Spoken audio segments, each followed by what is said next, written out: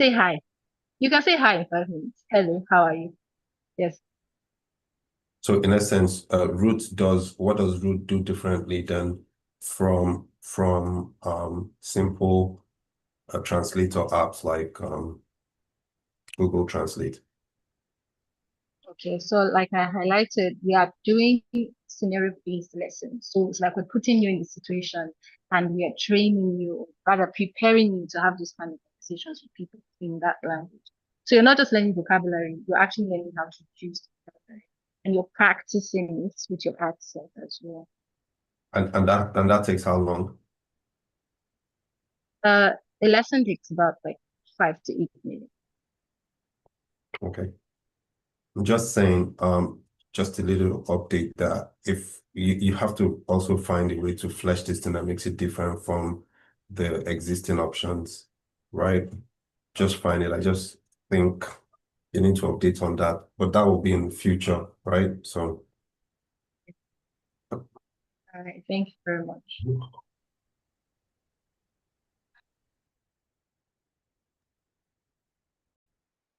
Yeah, I think we can progress right now because we are All really, right. really behind time. Yeah. Something for people like us. So looking forward to seeing how this mhm. works.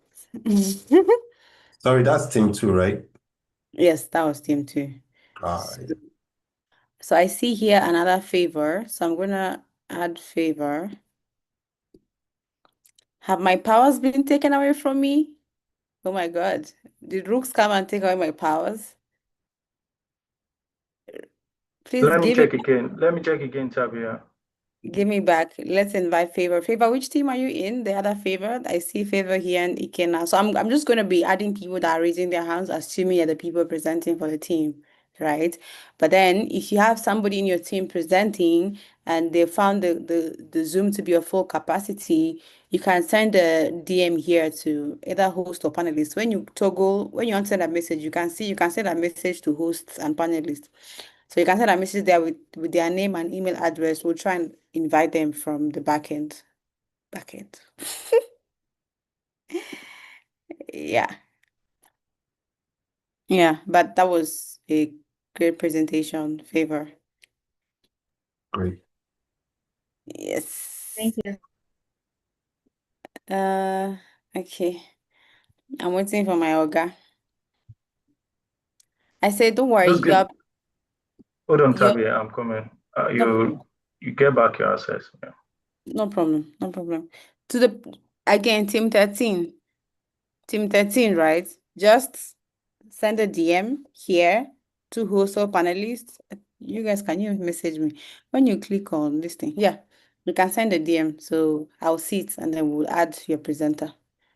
So don't worry, don't worry, don't worry, don't worry, don't worry. Okay, now that we are still waiting, uh, anyone else wanted to share feedback and they couldn't because of time? Okay. All right. Uh, Okay. uh, Oh, please go ahead. Go ahead. Go ahead. okay. Yeah, so favor, well done. I actually love the branding of the product. It's very excellent in my opinion. And yeah, the problem is it's your solution rather to the problem is pretty straightforward, although it sounds somewhat niche. And you listed your competitors, they're doing really great stuff. So maybe you could think of something to enhance or like to enhance your opportunity in this market space, that's somewhat outside of the um niche, somewhat everyone knows like it's a solution to the actual problem. So you can maybe think more around that, but altogether it's a good product.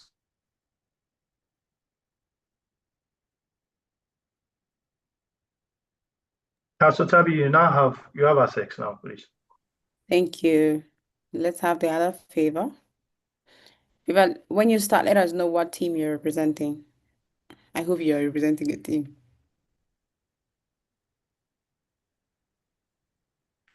Guys, let's try. We don't want to sleep here, all right? Sorry if I may ask, what team just finished presenting? Like, team, Team what is two. that? Team Team two. Two. 2. Yes. Okay, That's thank you. true. Yeah. Tabi, please make myself host and probably Pablo your host from your end. You're not the host.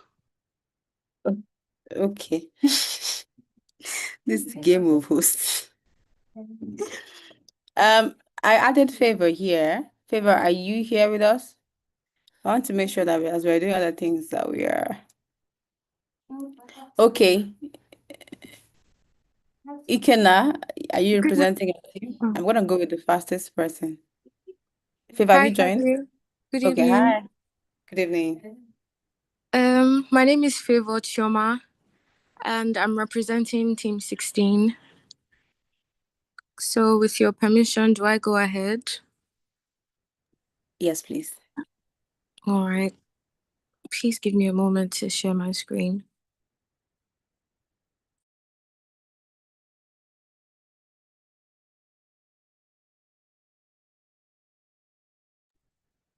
Please don't start counting her time. I just promoted her to panelist.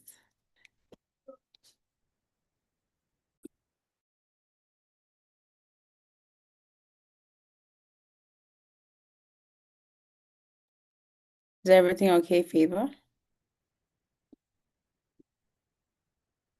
Yes, everything is okay. Please let me know if you can see my screen. Yeah. All right.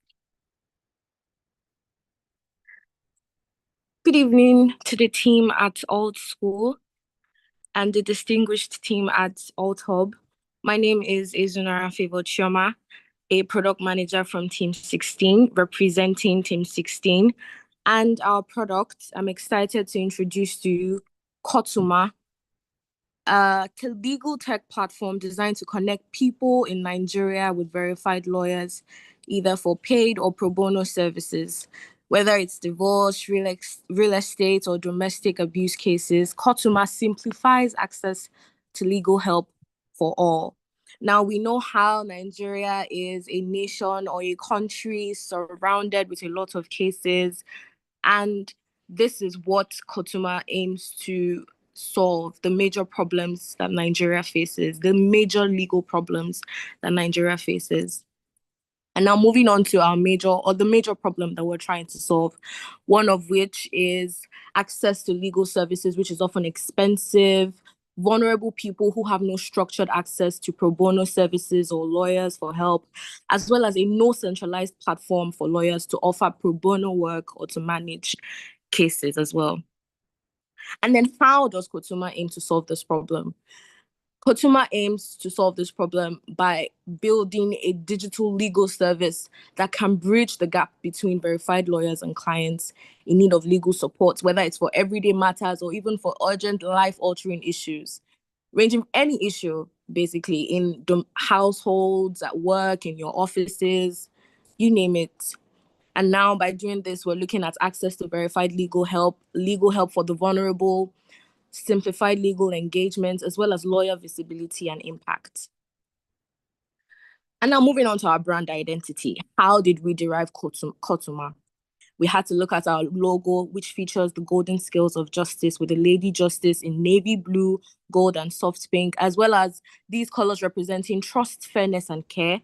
Our brand voice, which is professional yet humane.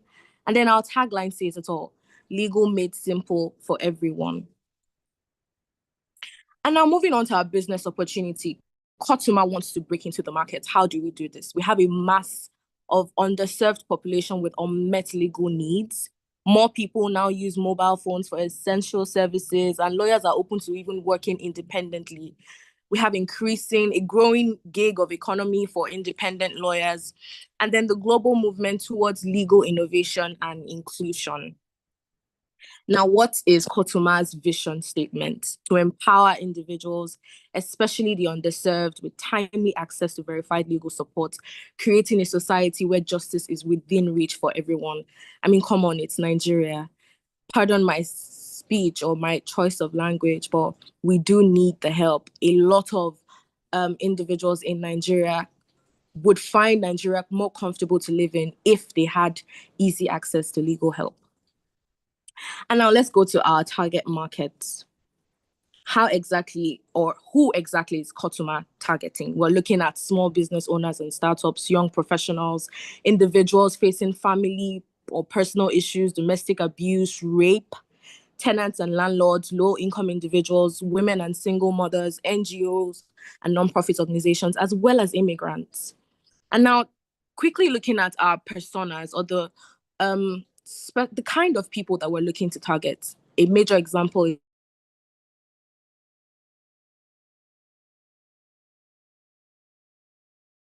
is Amaka Johnson, age 34, a boutique owner. Pardon. And then we're looking at Miss Rachel Caleb, 29, aged 29. She's a fashion designer, but unfortunately, she needs help with her domestic life and marriage as she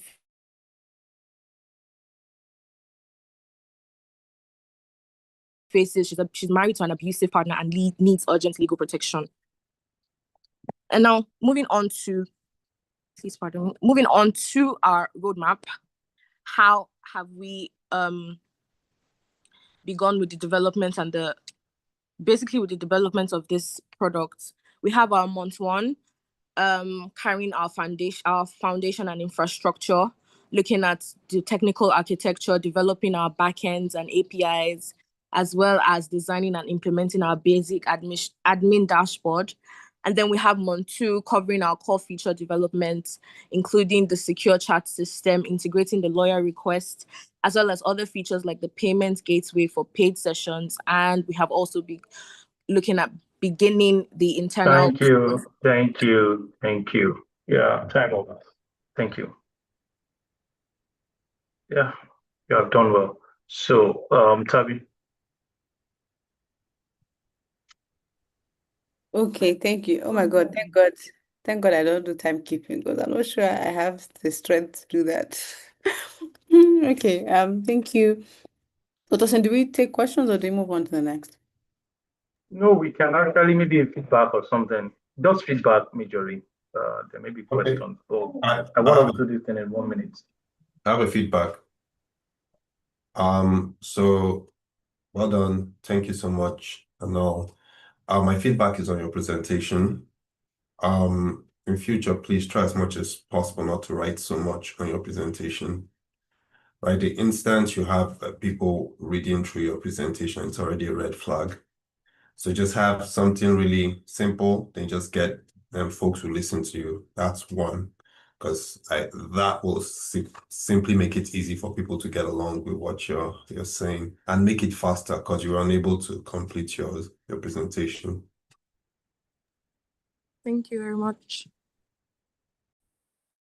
Yeah, thank you so much. That's a very good one. So let's progress. Okay. Tabi. Yeah, sure. But not to worry, Favor. I'm sure that your team will have another chance to present, and by then I'm sure that you'll have been more ready and prepared. So please let your spirit stay on. I'm trying to add the next person, Daniel. Is it Daniel or is it Bukola? Okay, I'm just going to go with the list here. Bukola, I hope you're presenting for your team. So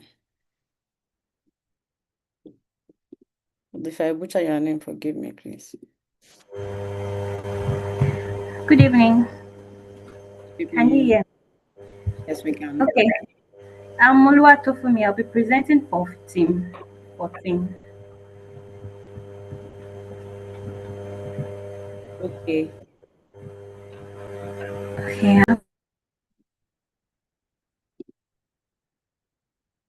Okay.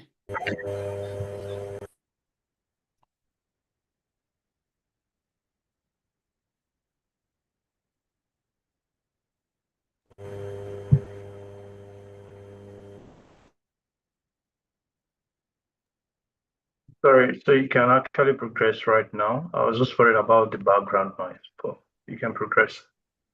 Yeah, when they join, so a bit of context, when they join, they can't even present like as panelists, and they have to join back as panelists. Okay. Please, can you all see my screen? Hello. I can't see the screen. I can't see your screen. I can't see your screen.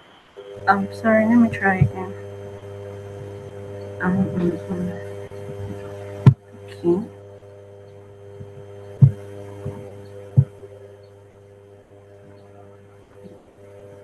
How about now?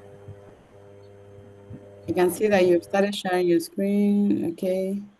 Okay. All right. I see myself on the screen. Give me a minute. Ah, that's the thing.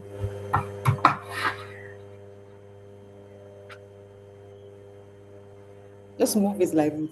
Just move. Yes. Okay, can you see my screen now? Yes. Is that no or yes? Yes, yes, yes, yes, yes. Okay, I'll be proceeding now. Good Mhm. evening, everyone. Let me begin by telling you a story about the Obasanjos who won a visa lottery and need to declutter.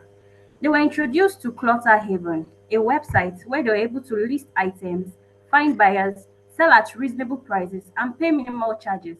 As a couple relocating to another country, discovering Clutter Haven felt like heaven with items gone and money in the bank. Now, this brings us to the problem. All thanks to Clutter Haven, the Obasanjo's journey was successful. But imagine the struggles they might have faced to declutter with the underserving available services out there. Because selling online feels risky, letting go is hard, throwing things away feels wasteful, and buying replacements can be way too capital intensive. It is a financial advantage to dispose of what is for what should be. So generally, clutter overwhelms the mind, which is the problem we're addressing. Now, our solution is that we've made it our mission to provide a tool to reduce waste through reuse and recycling, extend product life, promote mindful consumption, ease access, and create side income for youths, parents, and low income groups. It's a secure, user friendly platform that makes it easy to list, verify buyers, track orders, give ratings and review, secure in pay securely play in pay with a safe and reliable delivery service. Now, our brand is built to inspire trust and action with core values of sustainability, empowerment, and mindfulness. And our tagline, create space for what matters, reflects this. It is supported by a calming palette of white, sky blue, and green, clear gallery typography, and an action oriented tone that guides users to confidently transform their spaces. Our target audience are the busy professionals, the minimalists, parents and families, real estate and renters, and most especially ADHD or anxiety patients. Our roadmap has a time frame of the 1st of June 2025 to the 17th of October 2025, which includes every single aspect of our infrastructures from back ends to front ends with all hands on deck. Now, according to our research, we found that there is a huge gap between the reason to declutter, the action to declutter, items categories, and other decluttering challenges. Now, what I mean is that people, especially we younger females, we want to be relieved emotionally. We want to we want to move things easily. We also want to, we love our space, we love to decorate our space, so we need more space. And Clutter Haven has provided an avenue that compensates these needs. Clutter Haven makes it safe to make a choice, discard, sell, or even donate. Our market size includes a 2 billion naira total addressable market and a 20 million naira serviceable addressable market, targeting around 2 million Nigerians seeking safer, easier, and a more rewarding way to declutter. We've conducted a platform score analysis based on our services, our designs, our business models, and general infrastructure, which is premised on user authentication, KYC, local currency support, shipping or logistic, messaging system, ratings and review, security features, AI power tools, and most especially ADHD accessibility. And we came to the conclusion that Clutter Haven has a higher margin of 36% advantage over Vinted, um, 43% advantage over Swap for Cash, 57% advantage over OJB Declutter, and a whopping 71% advantage over GG.ng.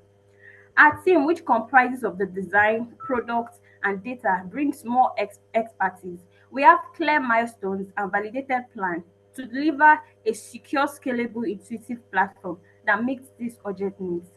Clutter Haven is not just a marketplace. It's a safe, empowering way to turn clutter into cash, reduce stress, and make mindful choices. This is an opportunity to deliver real estate, real social impact, while building a sustainable and profitable business. So, like the Obasanjos, who profited from Clutter Haven, there are billions around So the world. sorry, your time is up. Thank you. Well done. This is great. Thank you. Yeah, thank you. Thank you too. So, guys, Tavi, you have the floor. All right. Hi guys. Well done, Ola. Yeah. So one thing that was not really clear is how you plan to um go about the marketplace. So you mentioned quite, I think during your presentation, you said something about some advantages your platform will have over the ones with off, and I think you mentioned something about, I think I heard 71% advantage a platform is going to have over GG. So I'm thinking GG, and I'm thinking what what um what really makes your platform stand out. So I think you were not really clear about that during the presentation. And before I go further, I would just like for you to maybe take 5 to 10 seconds to tell me what is the thing that stands your platform out from the conventional ones we are familiar with, especially GG that you mentioned in your presentation. Okay, thank you. Please, can you hear me? Yeah, I can. Okay. Okay, thank you. What makes our app stand out is that it is easily accessible. Now, for apps like Gingy or Vinted that we checked, this one is for UK, the UK space. We found out that they don't have a verifiable buyer base. We've tried to upload items that were not verified and they were listed. But with Clutter Haven, that one will be tackled. And what other question do you ask, please? Okay, yeah, so thank you. That's fine. So that's just one thing I can see you mentioning. And well, I'm not familiar with GG, but what in nutshell, in summary, it's a verifiable system that verified And not also just delivery. people that list. We tend to partner with other delivery services to make delivery easy so that clients will not have to, or buyers and sellers will not have to work out their delivery themselves. They can easily partner with other delivery services on the app to make So delivery easy. so means you'll be a B2B to B, B2B to C rather company, because you'll be interfacing with businesses and consumers at the same time. Yeah. All right. Well done. And I'm just going to say something again, like buttressing on the points Pablo raised in the previous presentation about the slides. There's so much information on slides and on some of his slides, and was just it can confuse someone. Like I'm trying to read some things and then you're just going on with the presentation. So next time, try to put minimal details on your slide, but like punchlines. You get it? All right, sir. Thank you, sir. Yeah. Okay, let me just quickly add to that. Rotimi has said a lot. Can you guys hear me? Can you hear me? Yep. Okay. Okay, all right. So just quickly add to that.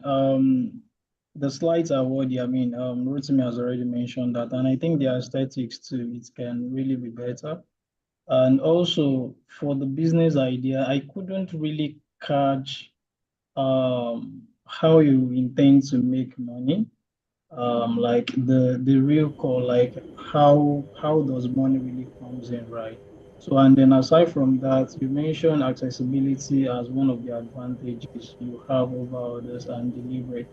And I feel, there are other if in fact there are some brands on Instagram, probably you can just check some of these brands that render decluttering services on Instagram.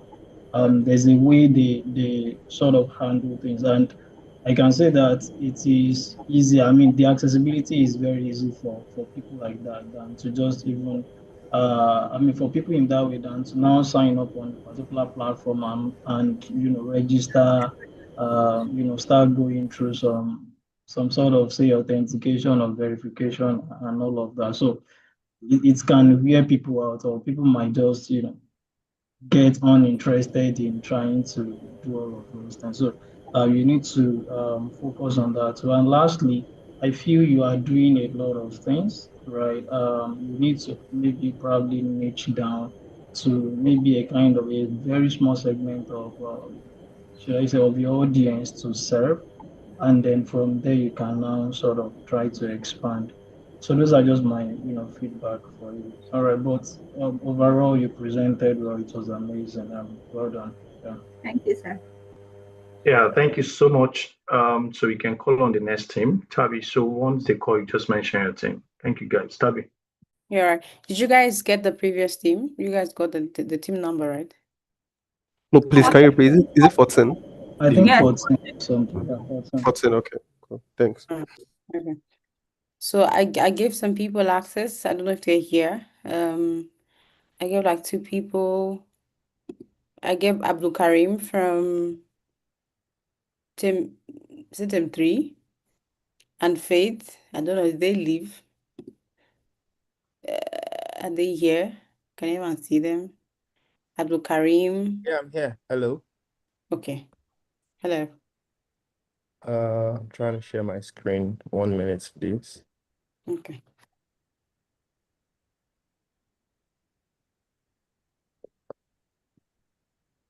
Yeah, team 5, you guys are overdoing. Don't give him too much pressure, please. Is this team 5? Yes. But their No, time this starts is now. No. Sorry, team 3, God. Team 5 is Okay. time that. uh okay. I was trying to see how I could share a portion of my screen. I don't know. Zoom is, I don't know, man. Can you see my screen? I think we can see it. I'm seeing a tree. Okay, I think I can see something now. Yeah. Target It's audience. very it's zoomed out. Yeah, it's okay. Please, 1 minute. I don't know. Zoom is quite funny. Uh, Let me see. Share entire screen at this point. Okay. When you come to the stage, guys, just pray. Just do Hail Mary full of grace. Before village people follow you for stage. So can you see my screen now? Yes. Okay, present. Yes. Okay. Right. Take us away. 1 minute, please. I don't know why it's click.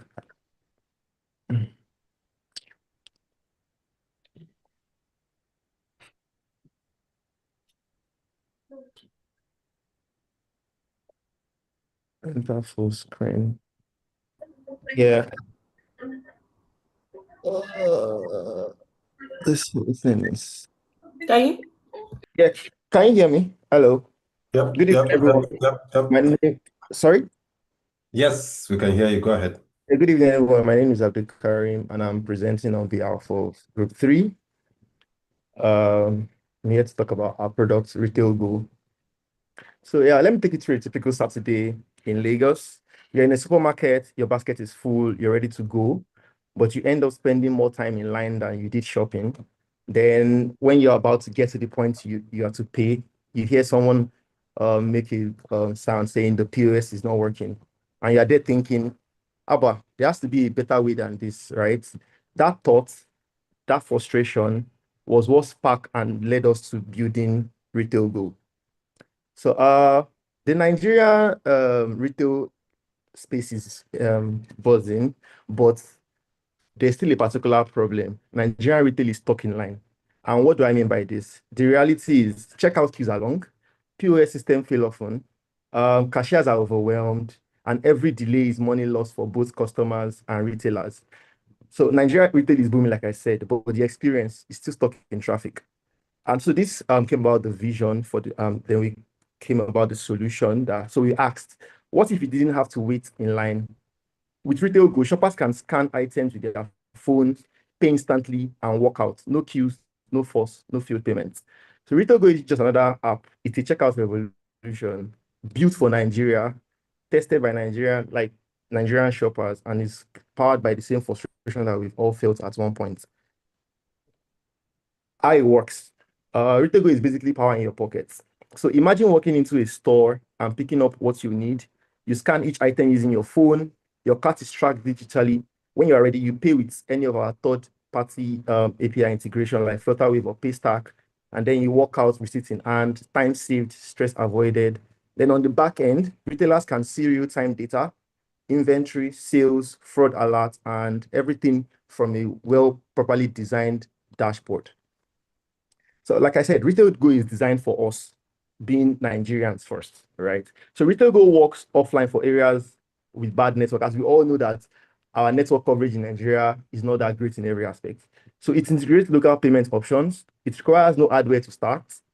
And it's made for busy stores in Lagos, mini marts, and even kiosk. So this isn't just a Silicon Valley clone product. This is a homegrown solution built by people who understands the daily grind and the frustration. The market opportunity, we saw a 3.5 trillion naira reasons to build Retail Go. So the Nigerian retail market is worth over 3.5 trillion annually, and we are targeting 45 million modern retail shoppers. People already use mobile phones and they are eager for speed. So in year one, we plan to onboard about 10 to 15 stores and attract about 15,000 active users in Lagos. And that's just the beginning. So for validation, currently during our market research, we've spoken with different store owners. And from what we gathered, we realized that they are tired of losing customers because of the queues and failed POS transactions. So, and currently 10 stores in Lagos already told us that it's something that they will buy into and that they are ready to test it. So the demand is real. It's not just a maybe thing. It is something that is needed and will be adopted by retailers and Yeah, thank you so much. Your time. So God bless you. Yeah, thank you, Abdulkarim. Yeah, Tabi, do your thing. We have 1 minute, 30 seconds for feedback so that we can progress. Yeah, I mean, for sake of time, once a person finishes presenting and Tosin comes to call them out, my dear panelists, you can just go ahead and give feedback so I don't spend time. Nice one, Abdulkarim. Just quick question. What happens if the API fails? How do you solve for that? Abi, Flutterwave and Paystack APIs never fail. No, I mean, it does. And at that point, it's going to be something that is going to be out of our control, right? But we have other options, right? So in case if Paystack or Flutterwave doesn't go, we have options of you paying with USSD directly from your bank. And if your bank's network fails? Then that means NIBBS is probably down, and which we all know that NIBBS basically controls majority of transfers in Nigeria. Then we don't have a choice at that point than to wait. So which means people will get back to their square one again, Abi. Yeah, but that would be like if you're looking at the percentage of the failure, at least from what. Please take feedback. Don't fall in love with your idea. Just take feedback. All So right. let me just give you a small thoughts. APIs. That's all. Think about APIs and how they won't fail and fail over. Just give you an inkling. All right, thank you very much. Yeah, thank you. The next team. Let's just go to the next team, though. All right, thank you guys, sir. Well done, Abdulkarim. Okay. Faith, you're already here. Faith, you can go ahead. Please, this place is getting hot and the tensions are rising, Abby. Anyway, that's how life is. There's nothing we can do about it. I had someone here. Did she leave? Abdulkarim, please, can you stop sharing your screen? And Yes. Tabitha, which of the team are you calling up right now? I'd already added somebody, Faith. Yeah, what's the name of the team? I don't know the name of the team. I'm just adding them as they raise their hands. I was very efficient. Faith, you're making me look incompetent now. Oh my God. Okay. I'm just gonna call on the next person I see here on screen. Cynthia. Cynthia. Guys, this is a simple rule because we are really Hi, Sabi, can you hear me? Okay, you're so fast. Good evening. God bless you. Good evening. Okay. I promoted you to panelists. Now you can try sharing your screen. I need you guys to be as proactive like Cynthia. If you raise your hand and I add you, just start. Don't come and forget why you are here. So let me just try to add people. Cynthia, what's your team number, please? Can you guys hear me? Yeah, Yes. what's your team number? Share your screen. Just start. Team 13. I'm trying to share my screen now. Give me a minute, please, guys. Okay. Okay. Trying to see present. Okay. This is a very good timekeeper. You guys, please. Before my time starts counting, I'm just trying to make sure that can you guys see? Yes, yes. I was kicked out from my Yeah. laptop, so I have to do it here. Just give me a minute. I just hope I don't get kicked out again.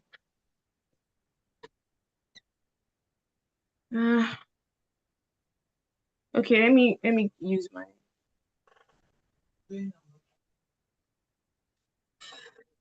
Yeah, I'm so sorry. Like MTN is truly. No problem. No, don't be sorry. It's just your time that is going. So sorry about that, MTN. Already. I have another team presenting as she sorts. Yeah, please. John, are you Give me ready? a minute. I opened this before. John, are you ready? Yes, I'm ready. Yes, I'm ready. I'm ready. Okay, please. Let's go. Okay, I'm Let me add coming. you as a panelist. So Okay. Please, after John, let me get everything situated. okay.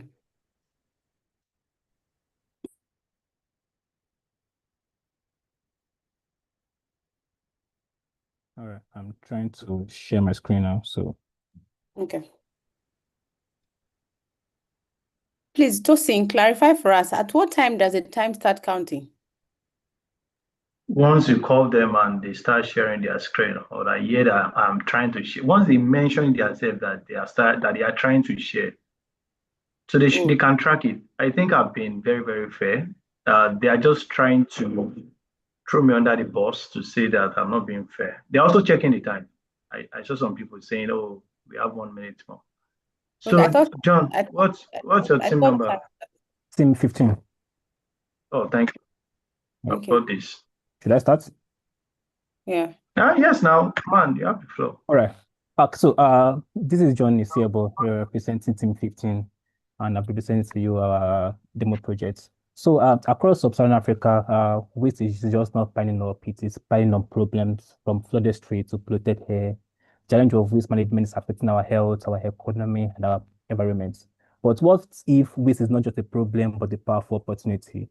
That's what I'm here to present to you, which is called Being It. And the problem is just that, according to UNEP and World Bank reports, Africa generates over 125 million of tons of waste annually, yet only 10% is collected properly. But what if this can be a major shift in actually like a revenue stream for us? The problem is just not lack of trucks or bins, it's a broken connection between people, waste collectors, and also government. So we have a solution, and our solution is like going to feature on 5 key features, which is we have an on-demand schedule pickups, we have a feature which is called Snap It and Bin It. We also have like an online sync, and we have like a sports map, and we also have like an echo hub whereby you can learn how to manage your waste effectively. And Beanit is an AI-powered, user-friendly app that digitizes and connects the entire waste management ecosystem, linking citizens to recyclers, private operators, and local opportunities. So we have a case study here in Ajegunle, Lagos, an informal community with poor waste infrastructure, whereby the residents just need to report over our waste hotspots, and also like the local council is going to receive the data, enable quicker response, while the youth volunteers and organize a community drive via the app. Then also like we have a Beanit reward system, which can also increase the user engagement by 60%. Then we have our brand identity here. We have our logo, we have our colors, and we have their icon, and we also have our tagline, which we name it as See It, Beanit. Then we have a business opportunity, and we have a lot of revenue streams, which are service fee, municipal subscriptions, user premium features, and also have like a data analytics services. And also in sub-Saharan Africa, we generate over 125 million tons of waste annually, and this is expected to be doubled by 2050, according to World Bank in 2022. So our markets and our target people are the private waste operators, we have the municipal and government agencies, we have the urban households, then we have a community, NGOs, and also organizations. Our TAM is valued to be estimated to 40 trillion annually, and we have a SAM of estimated $240 million. Then our product roadmap and internet analysis that for Q2, we've been able to have an ideation and market research. We've done that. We've been able to identify waste management gaps in sub-Saharan Africa. For Q3, which we are currently doing now, we are currently building our prototype. And for Q4, whereby we'll be doing our launching and pilot testing. So for our user research findings, we did the total responses of 530, whereby we were able to collect data based on that. And most of the difficult waste that people say that they are able to dispose improperly is the hazardous waste for 29% and recyclables and also like our organic waste.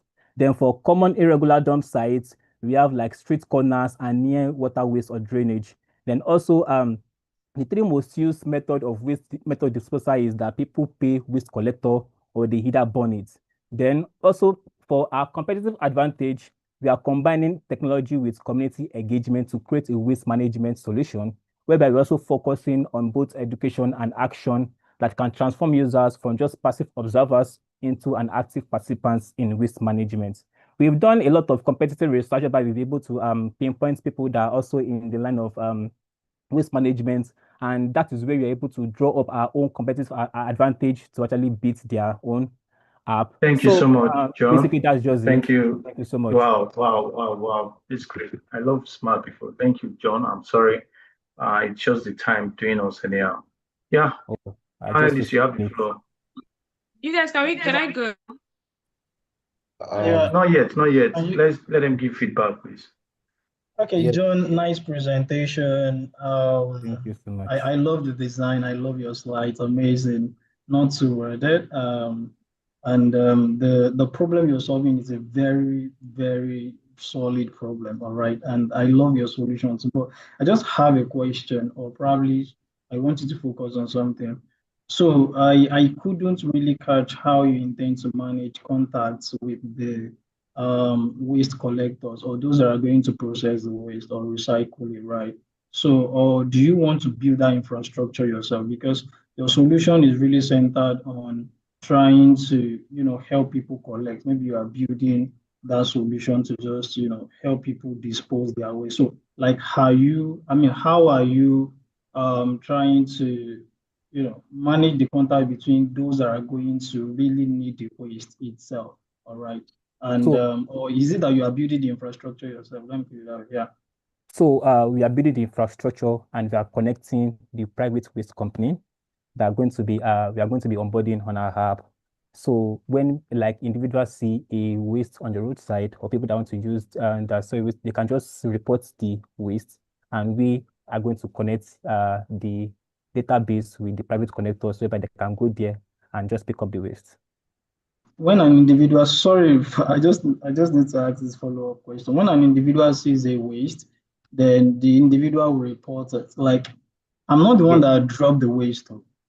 So Well, I okay, just saw okay. the waste, then I should report. Is there a reward for reporting waste? Yes, there's a Okay. reward because Okay. I made mention of a reward system whereby you can Oh, cash out okay. it. Yes. Okay. So I think that solves the problem because there's another business that I'm aware of. So what they do is that they try to help, they reward people, all right, for them to just bring the waste. So when you bring the waste, then they pay you for bringing the waste. But I think your solution is very great. So and Thank you. that's a nice one. Yeah. Well Thank done. you. Thank you.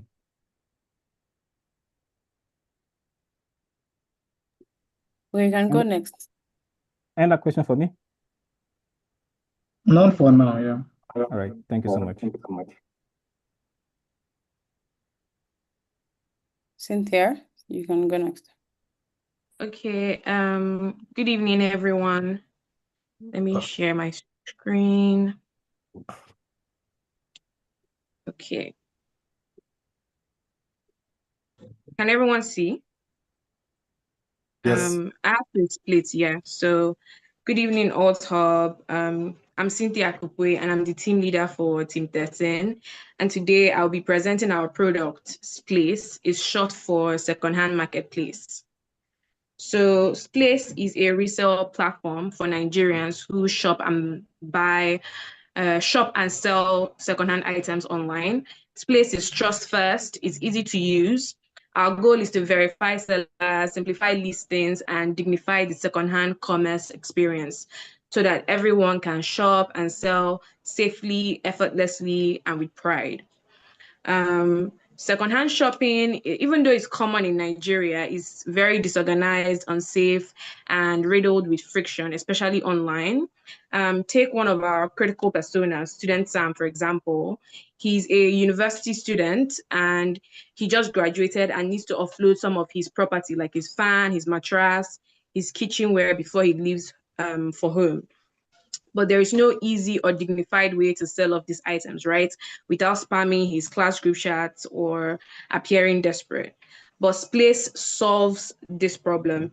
Users can easily list and discover items on Splace from every consumer category, from fashion to furniture to electronics, right? Splace features verified sellers, product grading, and a clean and intuitive shopping experience for every buyer and seller. And for Sam, this means he can easily list his kitchenware, his mattress, his property, and sell it off quickly and go home happy, right? Our brand identity is bold and elegant. We're using indigo and lavender colors to signify trust and luxury.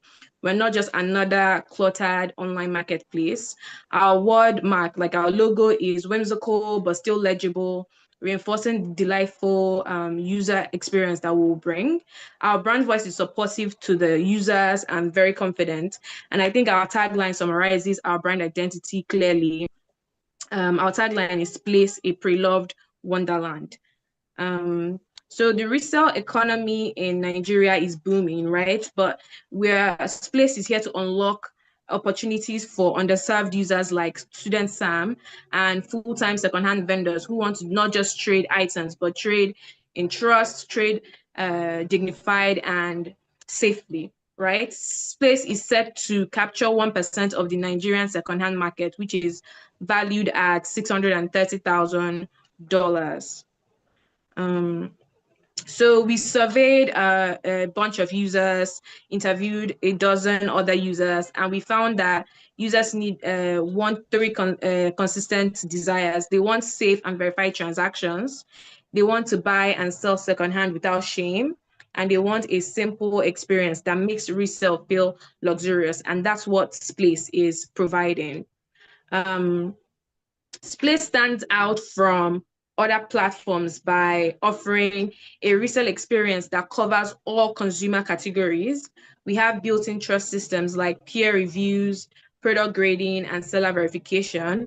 Our user experience will be intuitive for non-tech savvy users. We'll provide an easy list and sell experience, and we'll provide optional delivery, donations, and customer support. For where we are right now in product development, we are currently in the second phase. We are in the design and prototyping phase. Our design team just completed the onboarding flow, and we're soon to hand over to data team who will do usability tests, run usability tests for our designs, right? And alongside that, we have the dev team who that have developed the backend structure. The marketing team is making sure that our GTM strategy is ready to go. And we are set to launch the MVP by September, October. And that's my presentation, guys. Thank you very much.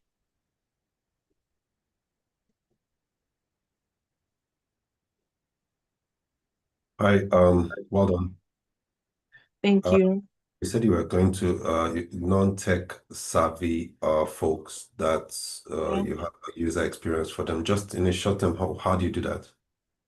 So we are simplifying the listing experience. It's going to be as easy as uploading pictures on your WhatsApp status or your Instagram, right? We want to simplify listing. We want to make sure that people can easily sell or find. We're going to have like product categories that make it easy for people to. Just Yeah. hold on. Yeah. What is the persona of a non-tech savvy person? The person with a So phone, Instagram yeah. account? That's a non-tech savvy person. So it's like how our parents have WhatsApp, right? They know how to use the rudimentary parts of WhatsApp, but when you ask them to maybe block someone or do something more detailed, they don't know how to do that. So we're not talking about technical tech illiterate people. We're talking about people that they use technology, but they're not as they won't do the 10-step process that eBay, for example, would require for you to like list on their site. Okay, so the folks who buy thrifts, you check their educational level, they are more literate than illiterate folks buying thrifts. Is that what you're saying? Yes, so most of them use WhatsApp at the very least. So we're trying to simplify our experience so it mimics like listening on social media without that social media experience. You don't have to be a content creator. You can just come and upload your items, right? And it's as easy as maybe uploading a WhatsApp status. You don't need professional lighting or anything to take pictures and upload like your items on the site.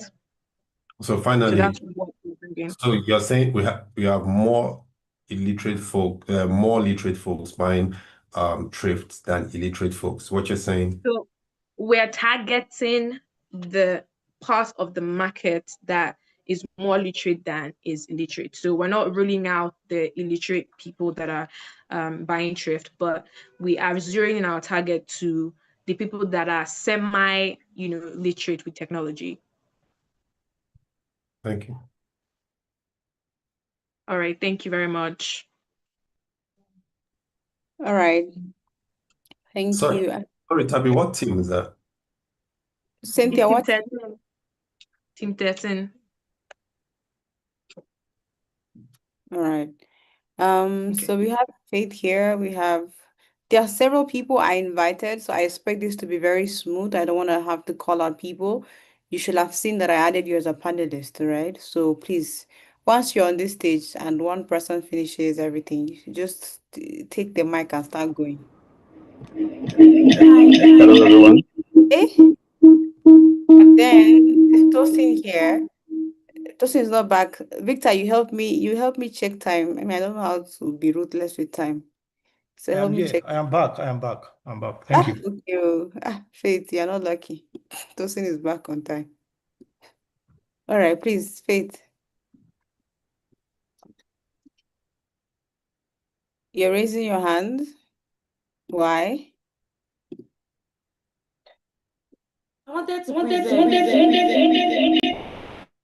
Yes? I think you're joining with two devices, maybe, so you might have to, quit one and leave the other. I invited several people. I'm not seeing them. Like I have okay. Sorry, My name is I'm making Ikenna from Team 11 here. Thank you, sir. Please. Do I go ahead? Yes, please. All right. Good evening, everybody. My name once again is Ikenna. I represent Team 11. And I'll quickly share my screen now.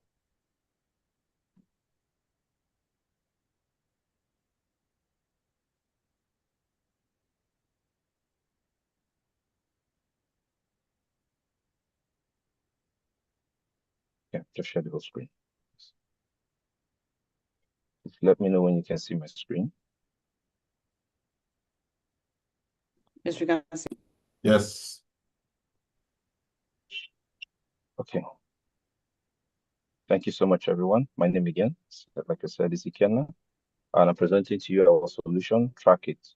It stands for Track It. Our tagline is Track It, Plan It, and Grow It. What happened here?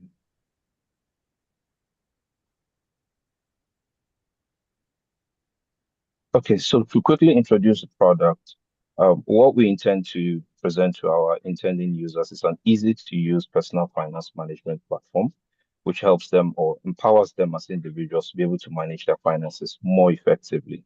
The solution is designed to be user-friendly and would help them be able to track, quite a number of features, such.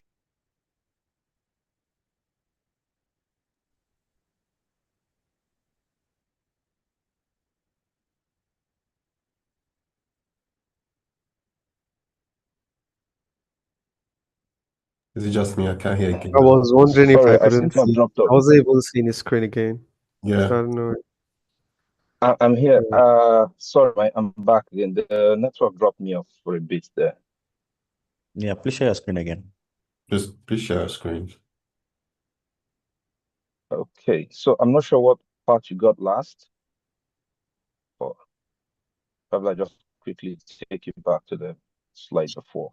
So I said here that the solution here is we're introducing a solution that's for easy to use with regards to personal finance management, which helps or empowers individuals to manage their finances more effectively. The solution basically is to be user friendly and help users to run rudimentary or common tasks which they find challenging at the moment, such as tracking their expenses and creating budgets and so on. The problem statement here shows that from the user personas to which we check. Ada is one of them, who is a 27-year-old business owner. Now, she finds herself constantly from time to time going into her business account to be able to withdraw money to use for personal finances. And this because she's unable to manage her money or manage her finances effectively. This particular chart, and I mean, from where the way she tries to manage it, she tries to do so manually from either using a paper or WhatsApp or some other manual kind of method, probably like Excel and so on. Yeah, this is not just a unique challenge to Ada. This is a unique challenge to quite a lot of people. Now, so from some of the research that we have done, a recent study from 2022 by FNA shows that 26% of Nigerian adults manage their budgets, actively manage the budget, but less than 10% use digital tools. And from a McKinsey report, about 60% of Africans still do so manually. This shows on to how users are growing frustrated with the current methods that are available, either by using a pen and paper or using a somewhat semi-technical method by probably like Excel, such as myself, and others who probably have downloaded some kind of app, but they have to input data manually. And this also definitely leads to frustrations and missed opportunities for these individuals. For Track It, we aim to bridge the gap and close the gap that this users face as challenges. With Track It, what do we intend to do? We want users to do away with manual finance tracking, and the core features that come with this is for you to be able to securely connect all your bank accounts and view all of your transactions from one single point of view, or from a single pane of glass. We want you to be able to track your spending in real time. We also want you to be able to categorize your expenses into needs, your wants, and so on. And to be able to, we want to also deliver smart insights for our users to be able to manage their budgets and their savings and all.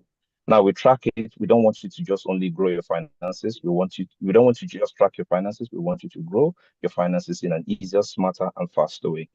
From the user analysis to which we have done, observing about 100 from the observation from about 100 users, we find out that this is actually a solution that is needed by them, as you can see represented here. A number of them use finance apps, but then in any case, it's also manual. A lot of them would like a situation where they can sync automatically to their bank and receive their statements as they're making expenditures or they're receiving incomes from their salary accounts or from their businesses, whether it's a side hustle, so on. They also want to be able to track their spend within on a monthly basis, and then they are interested in testing the app once we are done. The age range, as it shows here, is between 18 and 14. Now, Track It's core features based on the user research which we did has come down to these core features: syncing to your banks automatically, savings goals. They want to be able to have a goal-based financial management. They also want to be able to smartly categorize their expenditures or their incomes as they receive it. They want to be able to have insights into how their spendings are, and they want to also be able to set alerts for budgets that they have put up there. And they want to additionally have a savings plan to which they can build upon.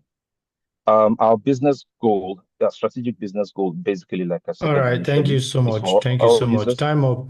Sorry. Thank you, Kenna. Yeah. Thank Pablo you. and Okay. Co. Yeah. Yeah, hi, Ikena. Well done. So Thank you. this is a very innovative problem in the sense, and well, I see it as not innovative because it's something I've thought about. It's a problem that exists, but I think how you're going about to solve it, I don't know if there is infrastructure for that, or do I say policy what in Nigeria for? So, for instance, linking your bank accounts. I don't know how you intend to achieve that because if we can link bank accounts to track our budgets, right, and spendings, right, that would be excellent. But I don't know what's your plan to sync in bank accounts to your app and having all your banks in one place. So do you have a plan for that? Yes, we do have a plan for that. Currently, we So found out that Nigeria is one of the only countries. Nigeria is one of the only countries in Africa that have enabled that policy. CBN has allowed it, where you have categories of people, the API providers, API consumers, which will be us in this case, and then the consumers, who are people who own bank accounts. So we have done that research and found out that yes, the APIs are available. All we need to do is build an API connector from our side to link to that. And it's going to be a are you sure? read-only API. Yes, we have done the research. Okay, All right. I think I can quickly um, come in there because it's a problem I've tried to solve too. But I think I just had to introduce artificial intelligence into mine. So yeah, so I've built something like that in the past. So he can a nice presentation about the CBN policy. I think there's something like that. In fact, I think there is an infrastructure already created by some fintechs. I know of Flick who does something like that. And then we're even, in partnership. I mean, we're talking partnership and all of that. So I think to a reasonable extent, it's possible, though there are still some, how do I put it now? Some policies around it, like there's a license you need to get and all of that. So I just want to quickly Yes. add. Okay, yeah, you can. Yes, that's correct. Yes, that's correct to get those licenses. We've initiated the process, but from CBN, they mentioned we have to be registered with CAC, which was part of why we raised it up as the last check-in call with regards to registration with regulatory bodies. So it's mandatory for you to be registered with CAC for you to connect, for CBN to attend to you. Okay, Ken, I just want to quickly add something, and that is Yes, sir. because one of the problems I've seen with this is that there is no, or should I say, your bank can handle it better, more than the way you want to handle it, because they have the infrastructure. And if you look at the way banks are doing their things now, you're going to realize that most of them are building this. They are infusing this into their products. If you go to, I think Wema has it. There are some other banks who have it now. You would, once you get there, you are going to see schedule, budget. You can even automate payments. So I just want to know what advantage or what edge you have over banks, because banks have the customer base already. They have the license, they have anything. All right. So and that's why most of them are not even entering into fintech space. They're not even competing with fintech. They will just raise their own fintech up, and then their fintech will start competing with other fintech. So how do you intend to manage that, considering the fact that if I can make transfer directly from my bank, then my bank would log it automatically for me. So I don't have to start saying I'm sinking here, I'm sinking there. So how do you intend to, manage that kind of competitive landscape? Yeah. Okay, so the advantage we were bringing out here is because those banks are entities on their own, they usually don't want to interoperate with other banks, or users. They might just be that, should I say, business competition where banks might just block other banks from connecting into theirs and all. Now, for us, we want a user who can connect to all of his banks. So in the case of Ada, who has a Fidelity Bank account, she also has a GT Bank account and a Zenith Bank account. She should be able to connect to all of that. And what she's only receiving, like we said, it's a read-only API. what she's receiving is bank statements. So every time she makes an expenditure with her card, every time she does an over-the-counter wire transfer, or any time she does the transfer from her banking app, she's supposed to automatically see those transactions on her platforms. She should be able to categorize it into what she did with those monies in terms of the income she received or the expenditure she made, such that with that, she's to be able to, and then at the end of it all, we give her an insight into showing her what amount of money she received per month on a month-on-month basis and how she spent those monies on a month-on-month basis. So it just Okay. is the fact that she can connect to multiple banks and receive all the transactions. However, she's making those transactions, irrespective of the time frame. Okay, now because of time, I totally understand it. Well, I'm trying to tell you that banks are doing that, right? But let's not just because of time, let's move to the next presenter or to the next team. Yeah, thank you. Thank you, sir. Hi. Okay, so this was which team? Sorry, Ikenna, team 11, right? Team 11. All right. Yes. Hi. Can everybody hear me? All right, yeah, hi, Faith. Yes, hi. I'm so sorry. So this is Team 1, and I'm presenting for Team 1. The name of our product is called Medics Info, and the goal is to provide a safe and user-friendly space where users can upload, manage, and access their medical records, their medical information, while also receiving appointment schedules. That is one of our unique value proposition. And when we did our research, one of the problems we found out was most people lose their medical records because it is either in paper form or it is fragmented and marginalized. There was also a lack of continuity in patient care, missed follow-ups and appointments, and delay in emergency response due to lack of medical history. Now, what that is the problem that we have come across. Like if we look at this case study where even a doctor from FSC was like, we carry files around, they go missing or get damaged. There's no software, just paperwork. It also can be very time consuming. We have a hospital user who frequently misses their appointments. We have the case of mothers missing vaccinations for their children. Now, solution is to provide this for them, a smart record system, automated reminders, and also digitalized hospital workflow. This is our brand identity. This is our logo, and our tagline is built by trust, backed by care. This is our visual branding, colors, and why it matters. One of the core thing is that we also help to increase the market, the tech adoption in healthcare, also the potential to become national infrastructure, reduce missed appointments, which is very, very important. Our total addressable market is actually estimated to be about 4.9 billion right now and going to reach 7.6 million, looking at Africa alone. And we're estimating that the serviceable available market for us will be bring about 3 billion. Our target audience includes health facilities, primary health care, even patients, and general public hospitals. This is our feature teardown.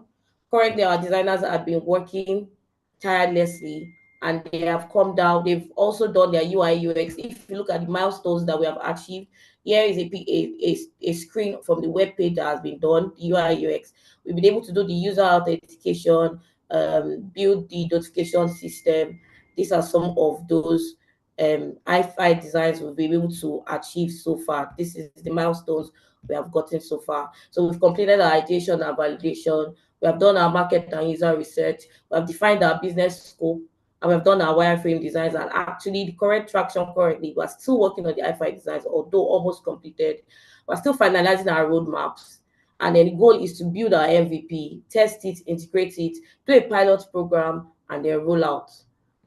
That is, and then the usual research when we went through, these were the needs for the doctors. The doctors complained about not having AI for the documentation, which is also one of our feature. Just a UI as a writing tool for documentation and summary. Lab scientists talking about timestamp accuracy. We have patients and our comparative snapshot, which we did when we're doing competitive analysis. We see that yes, we've had some competitors in that form, but they have not been able to do it the way we are planning on doing it. We're planning to simplify our UX, also introduce AI enhanced usability, also to a robust infrastructure, basically. That is one of the things that make us very, very unique. And thank you very much. This is our presentation for Team 1. Yeah, Team 1, God bless you. Thank you. Amen. Thank you. Hi, Faith. Yeah, your time was spot on too, by the way. I want to ask a question around data, because I don't think you mentioned anything about that. You know, medical records are sensitive, they're considered as sensitive data. So how do you guys plan to maintain that? And then in case of next presentation, you might want to accept your cookies. So you can just answer the question. Sorry, I'm so sorry. I'm very, very sorry. Yes, so this is one of the things we also went back and forth in. And when we're doing our research, we decided that because of how sensitive it can be and the whole talk about ethics in the healthcare system, we are going to first pitch it to hospitals. Now, these hospitals are the ones that would now upload this patient's record, but patients cannot have access to it until they are given a unique code by the hospital. So in case of emergency, like we said, one of the things we're trying to build is to help emergency response and to reduce delay in emergency response because of lack of medical history records. Now that unique code will be given to the patient so that in case you go somewhere else, it's going to be you are in another place and you need medical assistant in your phone. Well, that's one of the offshoots of this app. We're also not just doing a web design, we're also doing a mobile app, which the mobile app is mainly for the patients so that they can get access to their medical record with that unique code that is there. And then those consents would also be given via that unique code, like how you when you like accept cookies, yes. So that will be signed. I consent to having it on my record. So wherever you are sharing it, it's also justified. That is our plan. And also, I get that. I get that. Sorry, but I mean, I was actually talking to you and the hospitals because I mean, we could have different records in different hospitals and they could have different data policies. How do you intend to work with hospitals and collecting data?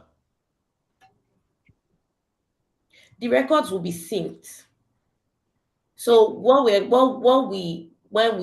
are trying to achieve, because I mean I'm taking every feedback I can right now, but what we're trying to achieve is making sure that these records are going to be synced. So once we have hospitals that are using our system, there's going to be an integrated platform and all those records. So as they are uploading this record, it is synced, and most all the hospitals are using the same database with us would be able to have this data. Also, one of the things we did was try to do user role access also, especially because of the data. Not a situation where a lab scientist can access a no. So every doctor at the hospital has his own user research. They have their own password to access the data. And then there's also the real-time timestamp to know who accesses in that hospital at that time. All right. What things we I think I get you. Just general feedback. Maybe you might want to work on this approach to what the questions I'm asking you and maybe pick one particular approach. Pick one, two for one of your partner hospitals and know how you guys are going to work together to make data available. So yeah, that's my feedback. You did a very good job. Well done. Thank you. Thank you very much. This is Team 1. Also, just feedback. Also work on the incentives for primary healthcare for uploading data. Those primary healthcare systems don't really have the incentive to upload data or even collect data. So it would be really super important if you can think around that problem and how to work with it, right? Because you mentioned that they're also part of the target stuff you're working with. Yes. Okay. Thank you very much. Thank you so Okay. much. Lastly, let me just quickly add this from the cybersecurity aspect of things. You mentioned consent ensure that you as well mentioned something like user access. Yeah. So ensure role-based access control. Yes. Know who has access to what, and Yes. ensure that all the data, whether in transit, at rest, when you are processing, ensure that everything is encrypted, like end to end. So because you are really dealing with a kind of very sensitive PII. Yeah. All right. Yeah. Okay. Thank you so much. Thank you guys so much. Thank you. Now we can go to the next thing. Okay. Yeah.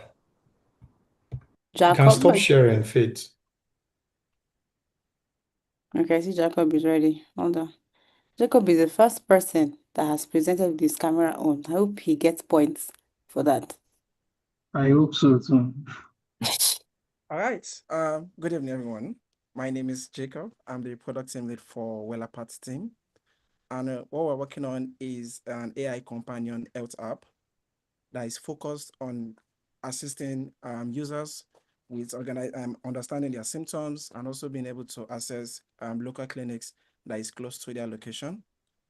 So why are we doing Wellerpart? So basically, when you look at Nigeria as a whole, basically, when we check the data for health and we're trying to validate this product, we're not able to get a lot of data out there. We actually use data from WHO concerning Nigeria and Africa data, basically around healthcare.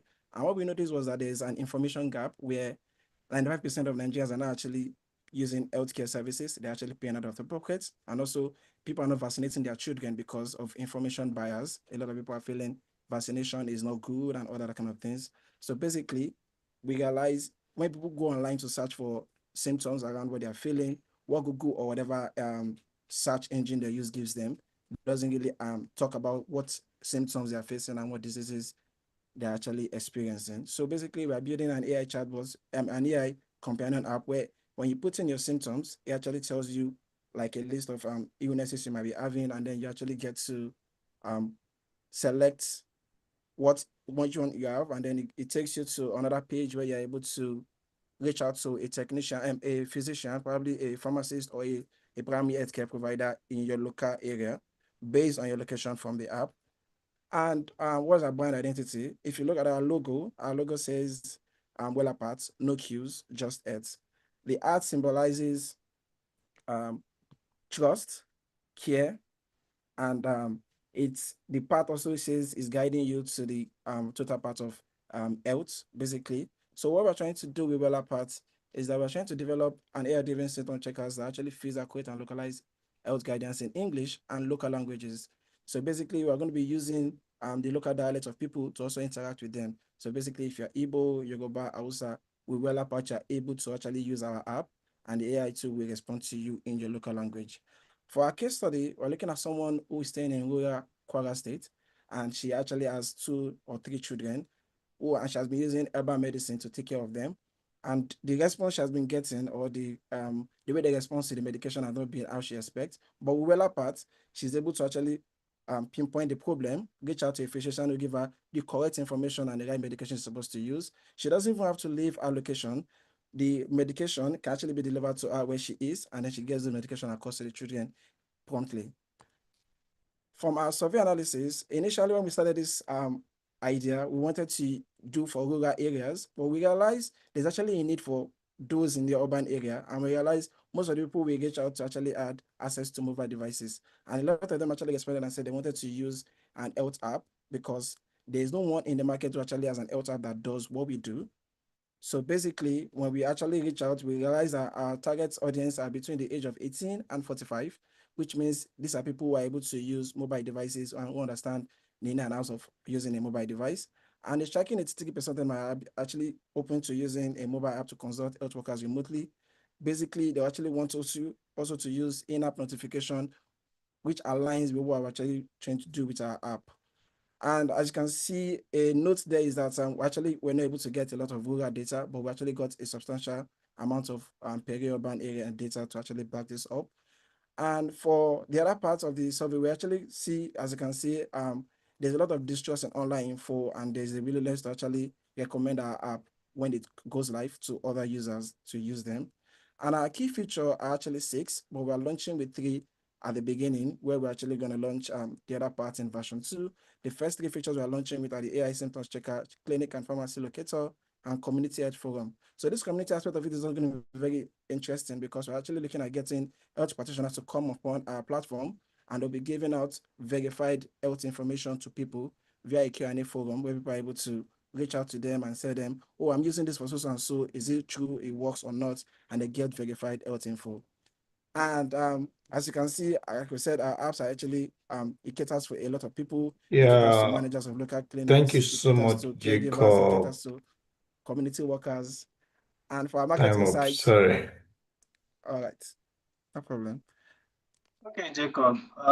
Nice presentation, even though you could not finish it.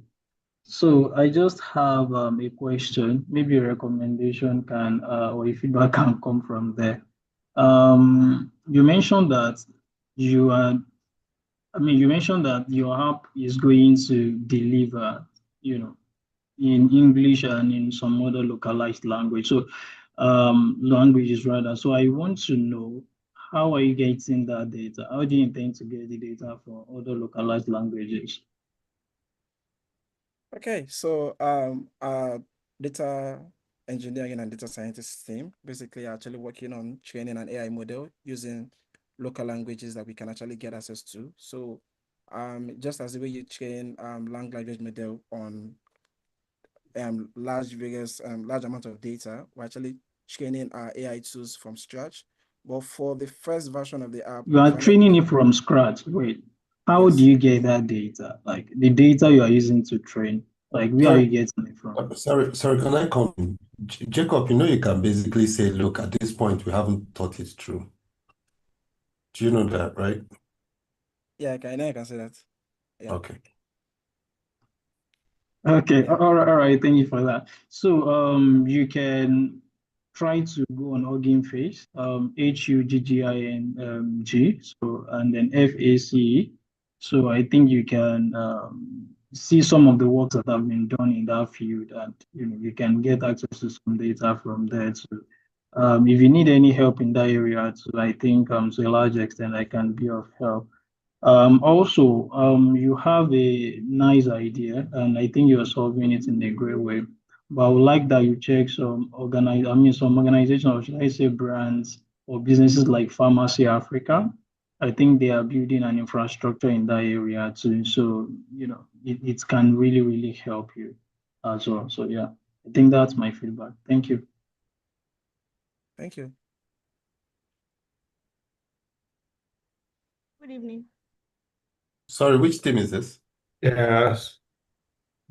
Hi, good evening. Yeah. Sorry, that just finished presenting, right? The one that 12. just 12 is the one that just finished. 12. Yeah, team 12.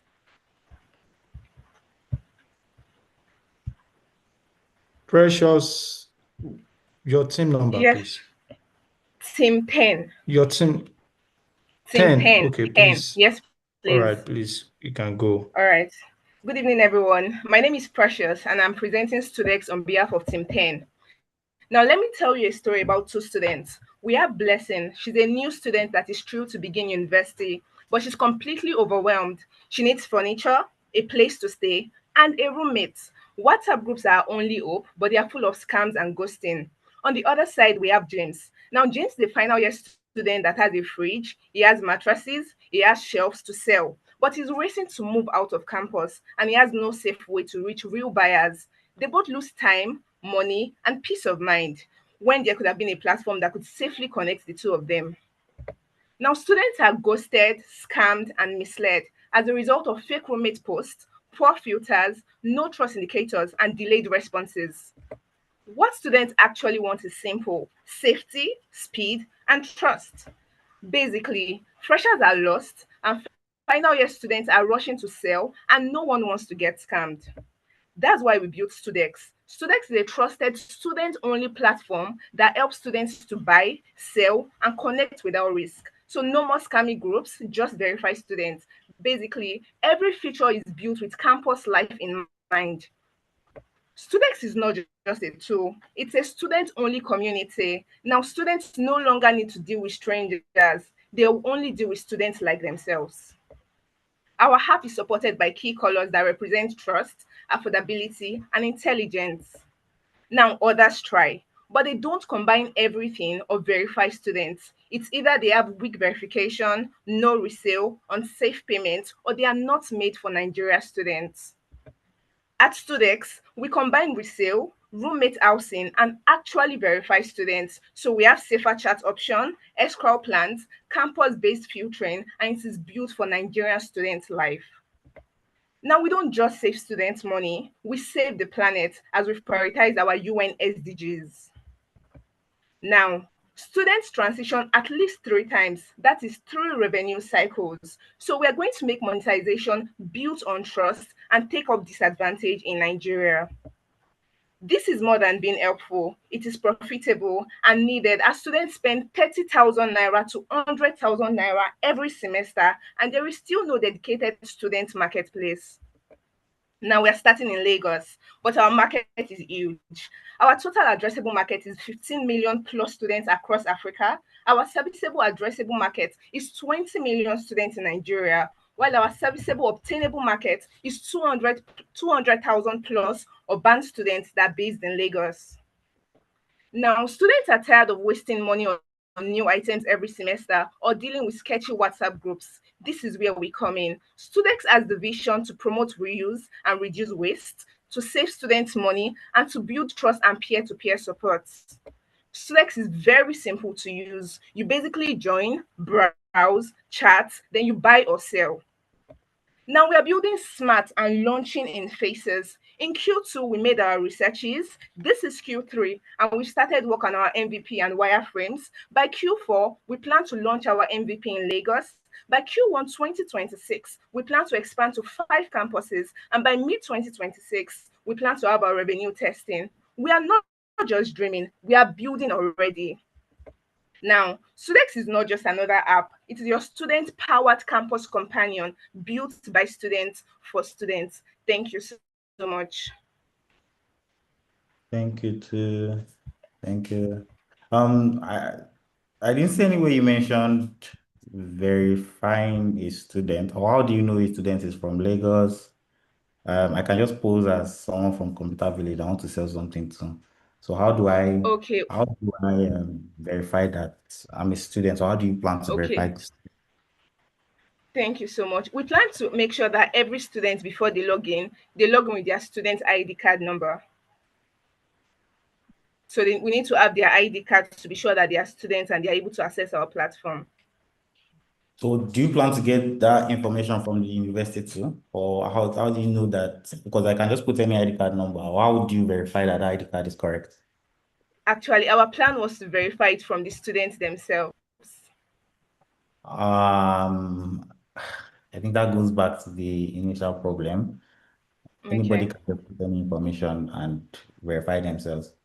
So maybe you might just need to work on that part and strengthen your verification system.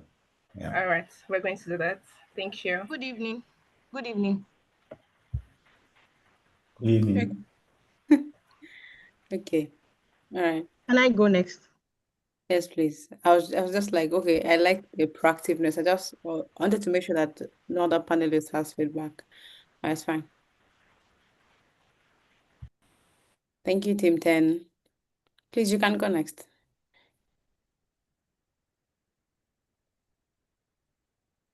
Okay, I'm trying to share my screen. Okay.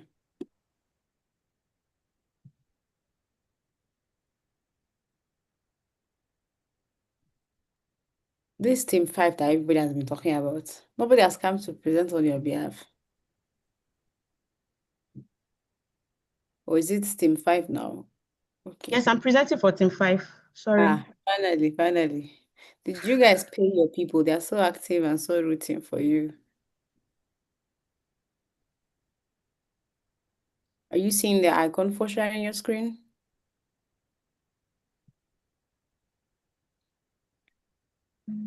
Sorry. Have you seen the share your screen icon? Yes. Okay. Can you see my screen now? Let me see. Am I okay? Yeah, it's coming. Yeah. You can present now. Okay. Okay. Good evening, everyone. My name is Eniola, and I'm here on behalf of Team 5. I'm introducing to you Fiction, a digital bridge between everyday Nigerians and the skilled artisans who keep our homes, shops, and cities running. In Nigeria today, finding a reliable artisan feels like playing a game of chance. Think of Anike, a young professional in Lagos. Her light goes out, her sync clicks, and she's stuck calling someone who knows someone. She ends up with poor service, extra cost, and zero accountability. Meanwhile, there's a Boniface who is an artisan who struggles. He's skilled but invisible. There's no stable income, no reviews to prove his worth. This cycle affects over 30 million Nigerians. A 2022 Joberman report shows that 40% of Nigerians face poor service delivery in informal work. That's millions of leaks, botched tailoring, and unhappy clients every day. There's literally money going on the table. Now, this is where fiction comes in. Fiction is here to solve this problem with a very simple idea: trust, transparency, and technology. Fiction is a digital platform that connects clients with verified artisans, stock, tailors, electricians, makeup artists, you name it. Clients are able to see real profiles, ratings, and reviews of the artisans, while they are also able to make secure payments, and the jobs are being tracked in real time. If something goes wrong, there's a dispute system that protects both sides. Boniface is able to get steady work, good reviews, and dignity. Anike is able to get peace of mind and her time back. It's a win-win for both. Now, fiction has an identity. Fiction literally means fixing connection. Our tagline says, find the right fix fast. The alliteration works for keeping us on the minds of the people. Also, our colors are selected to evoke energy and trust. Our tone is simple, local, and accessible. That is, we speak in the everyday language of Nigerians. We want Boniface to be able to feel proud wearing our badge and Anike to feel safe tapping our app. Now, let's look at the market for fiction. Nigeria has over 160 million mobile users and 103 million internet users. We're a mobile-first nation. Our total addressable market is 30 million urban dwellers. The serviceable market for just Lagos and Port Harcourt is 5 million Nigerians. Now, when we say in year one, our target is 30,000 early adopters, we're not exaggerating because that's just 0.1% of the market. If both can deliver 250 million rides in Nigeria, we can deliver millions of reliable job fixes as well. There is opportunity for fiction because it is not just good for people, it is good business as well. Revenue will be coming in from commissions and booking fees. By year 3, we project 234 million in revenue. Now, there's the social impact. Fiction will be creating steady jobs, safer transactions, and dignity for Nigeria's invisible workforce. We have competitors. We're not forgetting that. We have Eden, we have Workerman, we have manual booking. These people have been doing things, but there are things they don't have that we will be bringing. Examples are verified artisans, transparent pricing, secure payments, ratings, and real accountability. Fiction will be turning random connections into trusted, repeatable experiences. Let's break down the features of the app. There will be easy sign up, verified profiles. Users will be able to find artisans near them. The bookings will be transparent and there will be real-time tracking. The payments will be cashless, safe, and instant. Ratings and reviews will be available. And then the artisan's dashboard will be able to show them how their brand is growing. We have a plan for time as well. Our plan is lean and practical. The first 3 months, we build our MVP, onboard 100 verified artisans, and test with real users. By the 3 to 6 months, we add more features. We add reviews, dispute resolutions, and we expand to more cities. We can reach 5,000 users by that time. By the 6 to 12 months, we're adding multilingual support, grow to 30,000 users, and partner with trade associations to verify more artisans. The plan is simple: build small, test fast, and grow smart. We've done our findings. We've talked to the users. 70% of them have complained about unreliable artisans. 65% have said services are overpriced for the quality. 82% of them have said lack of clients and competition crush their income. Now, fiction is here to solve this tension with trust technology and a fair platform for both sides. In the end, fiction is about fixing trust, one job at a time. There will no longer be what I ordered versus what I got. At least we'll reduce that to the barest minimum, because we believe that good work deserves to be celebrated. We're not just building an app, we're giving Boniface a future and Anike our time back. Thank you very much. Okay, thank you so much for that beautiful presentation. I just have a concern, right? And that is, you mentioned the fact that, sorry, one sec. So sorry about that. So you mentioned the fact that, on your competitors' platform, they don't get the artisans verified. So I think I have an issue with that statement. And, seeing that to be a kind of competitive edge over them, I have a concern about that. So I don't know if you can address that. Okay, what is your concern? Like you're saying that they don't verify the artisans. And I think these are platforms I think I'm familiar with. So to a large extent, I think they do. Okay, so it's not all of them that are not verifying their artisans. For instance, Eden has they verify their own artisans. Their own weakness is just that they are quite expensive and there's limited artisan flexibility. So I just generalize that because not even generalize, but I just mentioned that to say that there are certain weaknesses from some that we've observed, and that's what we are scaling on. And you think Workman doesn't verify too? I mean, Workman doesn't verify. Workman verifies, but they have limited market presence. We would be working so we are not limiting ourselves. We're starting small, actually. We're starting with, say, Lagos and Port Harcourt, but we're not limiting ourselves. So as we grow, we are not saying, okay, it's just anywhere you are in Nigeria, you should be able to have access to fiction. That's what we want to have over Workman. Okay, so I don't know your definition of limitation because you mentioned that Workman has started. Is it Workman or Workman? I just want to be sure. So you said you are starting from where you are, then you want to grow. So definitely they started from somewhere too, and they are growing too. So you don't know their future, you don't know where they are going to. So that uncertainty. Can you let me land, please? So that uncertainty is there, right? And I think you should just look into that. Don't depend on if the advantage you want to focus on is based on what they don't currently have and you're implementing that at the moment, it makes sense. But if it is that they don't have it, you don't have it as you are starting to. And then you are thinking that in the future they are not going to have it while you are going to build it. So I think you should just look into that area. So it's just a feedback, not to not to render what you've said to be useless or something. So it's just a feedback. Okay. Thank you very much. Just to add to that, because there's going to be a point in your presentation where the business side of things is going to become really important. And I would encourage you at this point to know that the artisan customer thing has always been a thing in Nigeria and it struggles a lot, right? Yes. And so that's why he's mentioning that limitation you think they don't have and you think you are going to have. It's really a huge thing. Because to be fair to you, if I was to ask and you were to be fair to yourself, I'm sure you rarely use any artisan app. You would actually ask your friend to suggest one for you. So yeah. So yeah. Okay. Thank you. Hello, good evening, everyone. Can I go next? Yes, you can go. Yes, you can go. The previous team 5, that was a beautiful presentation style. I liked how she was Thank you very very much, Tabi. Okay, my name is Ugochi and I'm representing Team 09. I'll share my screen now.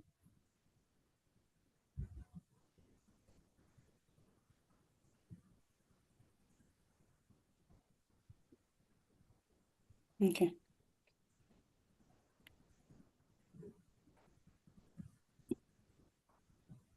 Please let me know that you can see my screen. Yes. Okay. Good day, everyone. My name is Ugochi from Team 9, and it's my pleasure to introduce you to Retailer, the next best thing in retail sales. 2/3 of retailers lose physical records of inventories due to manual bookkeeping methods. 2/3 of retailers end up either overstocking or understocking goods due to inability to properly track stock. Retailers spend between 15 minutes to 6 hours weekly to manually verify stock levels, time that could be used to strategize and plan for business growth. These retailers are tired of all these problems and they want an automated solution. This is where Retailer comes in. Retailer is a progressive web app designed to provide seamless inventory and sales management even when offline. With features like stock level alerts, daily and weekly summaries of stock trend, role-based access, responsive dashboard, amongst others, Retailer is every retailer's dream come true. Our brand identity is built on simplicity, reliability, and empowerment, and our tagline, track, analyze, grow, encompasses all of retailers' promises to retail businesses. Now let's dive into retailers' business opportunity.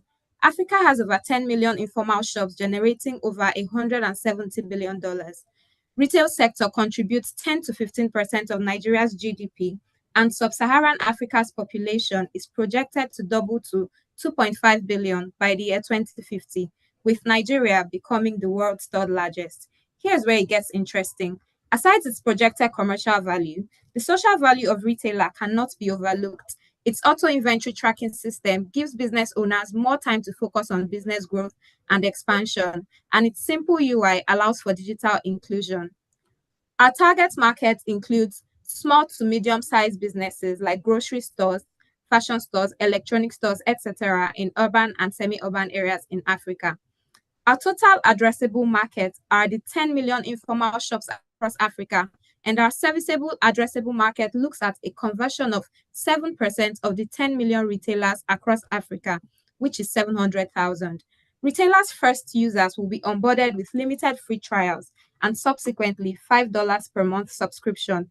At a 7% conversion rate from free to paid, our projected annual revenue will be $42 million. Our product roadmap and internal timelines are in 4 phases, spread from May to October. In the first phase, we have achieved team setup, research, planning, MVP design, and initial development. In our second phase, we hope to achieve closed beta testing, feedback, and vendor onboarding. Our third phase would be public beta launch and marketing. And the final phase would be our final delivery and scale plan. Our key findings from user research carried out shows that 65% of respondents experience data loss and inconsistencies in stock keeping. Only 30% back up daily, and 15% are unsure of their backup frequency. 90% expressed interest in tracking staff performance and sales metric, with the average time spent on manual tracking ranging from 15 minutes to 6 hours weekly. A whopping 95% of retailers expressed interest in automating sales and inventory. Now to our competitors. Our major competitors are Sabi Cash, Kudi POS, and Bumper, and we noticed the following gaps in their offerings: limited offline usability, absence of multi-user access, weak analytics, amongst others. What then makes retailer unique, you might ask? Well, our MVP boasts of features like sales recording, product cataloging, role-based accounts, and offline functionality. Now let's meet Chinedu Okafor. Chinedu is a supermarket owner. He is 40 years old, and his supermarket, Freshmart Superstores, has been operational for 7 years with 6 employees. He is tech savvy and wants to increase his business productivity, but his major difficulty is in getting accurate profit and loss calculations, as well as ineffective remote employee monitoring. How can retailer help Chinedu? With retailer, he can monitor sales analytics, track inventory, and oversee staff performance. We seek your support to deliver retailer, a crucial tool to empower small and medium African enterprises with optimal inventory management. With SMEs providing 84% of employment across Africa, retailer prevents financial losses through inventory optimization, which is a vital economic contribution. Thank you for your time, and thank you for choosing retailer to track, analyze, and grow your business. Thank you. Hi, thank you for your presentation. Please, could you tell me one of the issues that Bumper has with its offline functionality? Just 2. Sorry, sir? Just tell me like 2 things Bumper has with their offline functionality. Okay, syncing data, like if you update. Before you Can you say, hear me? yeah, but again, before you say, if you're not sure, you could just say, oh, so sorry, I only know a little bit. But if you're sure, just go Yes, ahead. I know just a little bit, but that's what I was about to tell you. Please tell me. Yes, I know that with Bumper, but it's not, how do I put it? You cannot update your stock while offline. Why is that so? That's what I'm asking. I don't think I have a reasonable answer to that question, sir. The reason I'm asking is so I could now, have a follow-up question on what you're now going to be doing since Bumper can't do it. Maybe I'm not getting your question correctly. like you said, Bumper has one of their biggest problems, offline functionality, right? Yes. Ask you what's the problem? Because if you know the problem, that's what you're putting into retailer. Oh, okay. For retail, let me tell you what solution retailer is providing to that. No. Then maybe from there you can get what the problem is. What is it that Bumper doesn't have that retailer now has? That's what I'm asking. Ability to update stock when you're offline or in low network areas, and then having that stock automatically updated when you come back online. Cool. Well, why is it that Bumper? Why is that you think Bumper doesn't have that? Sorry, sir. Okay. It's all right. No worries. Well done. Thank you, sir. Hi, can I share my screen now? Team 7. Yeah, please go ahead. Or Pablo, were you done with your? Yeah. Okay. All right, thank you very much. All right. Please let me know if you can see my screen. Am I good to go? Yes, you are. What team is this? This is Team 7. Okay. All right. Imagine Mr. Okoro, a business tycoon in his late 40s, being rushed to the Lagos State General Hospital. His daughter holding his hands tightly with tears in her eyes, begging the doctors and nurses to save her father's life. All of a sudden, one of the doctors looked at the daughter and asked, any known medical condition? Is he allergic to any kind of medication or food? Any known history of hypertension or diabetes? The doctor looked back at the doctor, lost. Why? Because Mr. Okoro's medical records are in a local clinic, and here they have been referred to General Hospital, their first-time visit. My name is Omobolanle Benjamin, representing Team 7. I want to say good day to you, panelist, host, and my amiable team members on this call. I present to you our proposed initiative, MediSync. MediSync is a nationwide cloud-based centralized medical record system for Nigeria. We realize that Nigeria's healthcare system is fragmented, and about 75% of Nigeria's healthcare facilities rely on paper records. This has led to redundant tests, delayed referrals, and poor care coordination. MediSync will drive data-driven decision-making, reduce costs, and empower both clinicians and patients with secure, interoperable health information. The challenge here is that fragmented medical records across public and private facilities has led to redundant test delays and inefficiency. That is why we are proposing a cloud-based centralized health information exchange that will connect all the tiers of Nigerian healthcare data using open standards. Our brand identity name is MediSync, and we prefer to go by the tagline, syncing health data, saving lives. Our brand logo is a circular arrow loop around a medical cross. The brand color green depicts health, growth, vitality, while the blue color depicts trust, tech, and dependability. We conducted a user survey research, and we have come to realize that MediSync will improve care coordination in Nigeria and also improve patient experiences across healthcare facilities. The objective of this initiative, like I said earlier, is to establish a single cloud-based health information exchange and also improve healthcare coordination in Nigeria using real-time access to patients' health histories. The scope of this initiative is to develop and deploy a cloud-based centralized healthcare information exchange. Nigeria as a country has over 200 million people, 35,000 plus healthcare facilities, of which 90% of these facilities rely on paper records. Here is our proposed solution.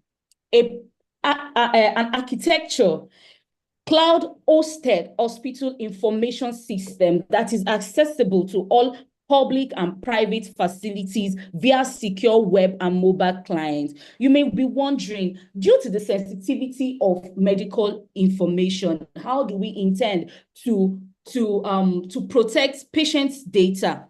All data will be encrypted in transit and at rest with role-based access control, audit logging, and geo-redundant backups, ensuring security and resilience. The core features of this initiative will include patient administration and master index, clinical EHR and EMR modules, and so on and so forth. We did a SWOT analysis, and we can say that our strength is a unified medical record. We are leveraging on NRMC's NIN for accurate patient matching. The opportunity here is the expansion of telehealth and RPM services to underserved communities. The roadmap of this project, after the finalization of the project proposal, and we have already established our brand identity, we'll then conduct a stakeholder workshops to gather requirements, then create and validate high-fidelity wireframes for core workflows. We'll then finalize our UI/UX design for web. We'll build and configure a central cloud-based health information system environment and also develop the core modules. Then we would pilot deployment at 1 tertiary hospital, 1 state general hospital, and 2 private hospitals. Yeah, thank you. Thank you so sir. much. Yeah, Yeah, thank well you. done. Yeah. Hi. Just wanted to point out something. You mentioned that more than 75% of the hospitals, especially general hospitals, don't have access to infrastructures for cloud, and that makes it now hard to, sync information, and they're mostly paper-based. Is that correct? Yes, please. Okay. Sorry, I want to get your question clearly. What I stated, yes. So Okay, go ahead. yes, the finding is that 75% of these facilities rely on paper records. We are not neglecting the fact that some of them have a system that digitizes their patient's record. I hope I'm able to pass that. No, so here's my thoughts about your Okay. solution. Your solution seems to need a certain infrastructure that is non-existent. Like, what are you layering your cloud information, your cloud infrastructure or your cloud solution on? Since all these hospitals are siloed and they don't have any connection with each other, how are you going to have them synced? Okay. I don't know if any member of my team can be allowed to speak, but I really cannot give an answer to that. Okay, I also think you guys should think around that, because if there's a primary healthcare clinic in my area that's not far away, but they don't have any of that infrastructure, when you build stuff like MediSync, how do you sync with them over there? I mean, there should be an existing infrastructure. That's my thoughts. Just I may be wrong. Yeah. Thank you very much. We'll put that into consideration. I believe there's a way around that. Right. But however, I want to say something. Can I go ahead? Can I go ahead? All right. I want to paint the idea in a layman's understanding. Okay. I use the story of Mr. Okoro as an example. His inability to access emergency health care. All right. The idea is to sync his health record from whatever healthcare or hospital he has been using, probably a primary healthcare or private healthcare. And when he gets to any hospital, he then drops his NIN. Using the NIN, his medical history will then be assessed. Yeah, but what infrastructure is that That's working on? he has access to emergency. Sorry? That's what I'm thinking. What infrastructure is that working on? Do you know, it's like you're trying to go to a place, but there's no road to one place or the other. That's just my thoughts. Do you get? So if MediSync exists, then one primary health guest and a general hospital can connect, right? Because you guys are in the middle and there's an infrastructure that helps. Yeah. But it's all right. I get. Thank you very much. The idea is just think around. My thing is this, right? Think around innovative ways of trying to solve a problem, because that's the very great thing about it, right? Rather than think, of a situation that by the time you find that there's a gaping space that someone else has to cover before you get across. Okay. Can I go next? Yeah, what team is the just Thank medicine? you. Medicine is what team? This is team 7. Team Okay. 7. Okay, thank you. Yeah, thank Can I go next? Hi, Sure. everyone. Yes, you Hi. can go. Thank you very much. Let me share my screen. Okay, team 7, you can stop sharing.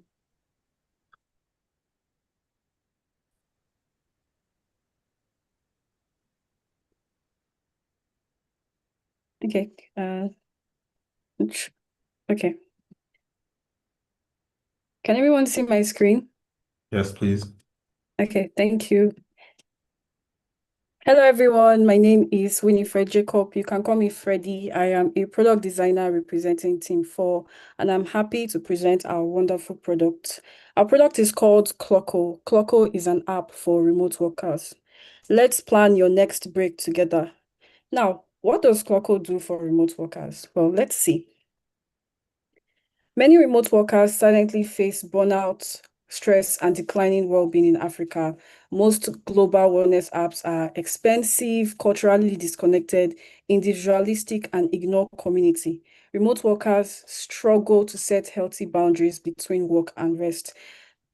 Here's a great case study. Let's empathize with Linda, who landed her dream remote job. She's a professional in Lagos, but she struggles to pair work at home with wellness.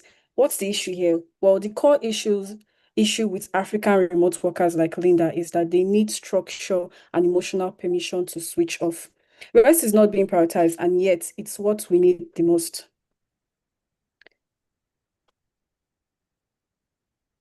So how do we solve this? Our product is a wellness-driven productivity app that helps remote workers achieve work-life balance. 98% of remote workers prefer remote work, but they struggle. 45% struggle with work-life balance. So there's this necessity for tools that address both productivity and well-being. Here's another great case study concerning our solution. Grace, who is a talented product manager, works over 60 hours a week. She feels guilty every time she tries to take a break. But when she began using Clocko, things changed for her. With Clocko's features, she reduced her overtime hours by 17%, reclaimed her evenings, and began sleeping better. She no longer felt guilty about resting. And what are those features, you may ask? Our product core features include time tracker, task tracker, guided shutdowns, virtual co-working rooms, monthly wellness reports, community support, and a reward system. These features give structure and support to work smarter and rest better for our users. Here are our beautiful brand colors. Horizon blue, mint green, wisteria. They represent calmness, cheerful friendship, and softness. And here is our logo. Here is our beautiful logo. Meet our mascot, Cole, who is ready to become your best remote buddy. What are our business opportunities? Our business opportunities include freemium plus premium, B2B plans for remote teams or startups, partnerships with wellness organizations, and co-working platforms. Our primary market targets are remote professionals in Africa. Our total addressable market is Africa with a user estimate of 3.2 million to 6.4 million. Our serviceable addressable market is Nigeria with a user estimate of 900,000 to 1.5 million, and you can see our revenue potential here. Here is our product roadmap and internal timelines, which is in line with the AltHub timeline. We started creating our wonderful products in June, and we successfully will complete it in October. Our unique selling point, 80% of remote productivity and wellness apps do not meet the needs that Clocko provides. And with a user survey of over 100 responses, we found that 60.4% of people are interested in using a tool like Clocko. Clocko is ideal for remote workers who seek sustainable productivity with integrated well-being. Here are the results from our user survey. Thank you very much. That is the end of our presentation. And this is an animation of our mascot saying goodbye. It's loading, but hopefully it will come up. Thank you, everyone, for listening. All right. Hi, Winifred. Hi. Nice presentation. And for your mascots, the guy that looks so unbothered, the slots. Yes, he's a Nice. koala. Oh, sorry, He's koala. Oh, calm yeah, and okay, yeah, at koala. rest, always at rest. Yes. Yeah, that's true. And by the way, I like your brand colors as well. So but you didn't mention anything about your competitors. Okay, yes. Our we made a competitor research Sorry, analysis please can you on come again? I didn't get competitors. you. I So think your what we network found was that, okay, pretty up. okay, can you hear me now? Yeah. Okay, what we found was that there were many productivity and wellness apps, but they exist separately. They don't exist together. Like we compared apps like, can you hear me? Yeah, I can. Yes. We compared apps like Notion and then wellness apps like Calm and the likes, and we noticed that there are no existing apps that have both features of encouraging productivity while resting at the same time. It's always separate. Okay, yeah, thank you. Yeah, that was something I was going to point out. Yeah, so this is a good it's an opportunity in, like, I mean, the way you've presented it, bringing productivity and wellness together. But I think you want to lean more towards wellness, and how you are going to achieve that, you did not really state. So apparently the way I see your wellness, the way you're handling wellness is basically from activity, like how reminding people when to take a break, when to shut down, and letting them know Yes. how much time that they spend working, right? That's pure productivity. But in terms of wellness, you might want to take a look at Headspace. Headspace is a wellness app for remote workers as well, right? So there are things like binaural beats, like soothing, calming tunes and stuff, like even meditation guides that you can, that would really help in terms Yes. of wellness, right? Thank So you for that feedback, because that's actually also part of our app in like our virtual co-working rooms, our guided shutdowns, monthly wellness reports, even community support will also incorporate those features. Okay. So they're basically materials for Yes. All So right, it's not cool. just tracking features too, but also community-based features and also a reward system anytime you have achieved the goals and consistency, or even for completing tasks too. Yeah, reward systems are, when it comes to wellness, is a good way to boost endorphins, which are good hormones. So it's a nice one, combining wellness and productivity together. Well done. Thank you very much. Can I Our animation works, but it's fine. Oh, there it is. Hello. Good evening, everybody. Hi. Hold on, Fred. Just I wanted to play devil's advocate. Okay. In the fast-paced moving startup space where you have to fail fast, fail quick, work really fast, get things done and all. And you mentioned B2B. Do you think you have startup founders who are trying to really, catch up with all their stuff? Do you think startup founders are going to want to work with your business model?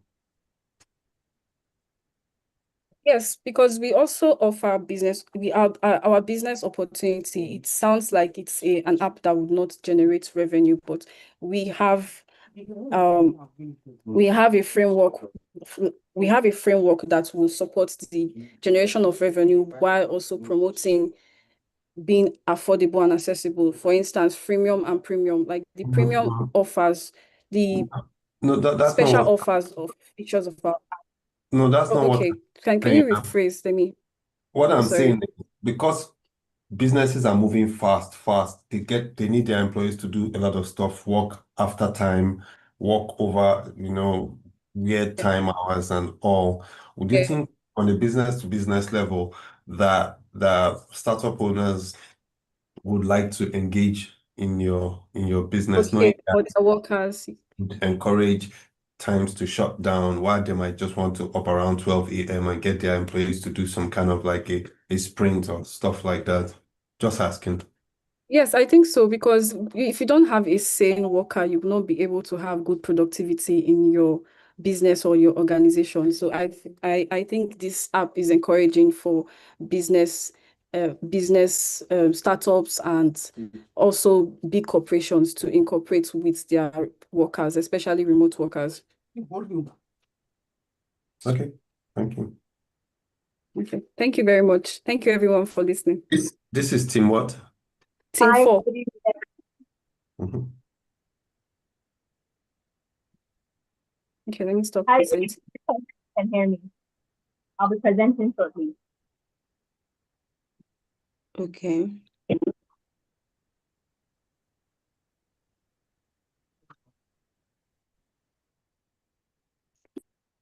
Hi, good evening, everybody. My name is Oluchi, and I'll be presenting for Team 6 at AltHub.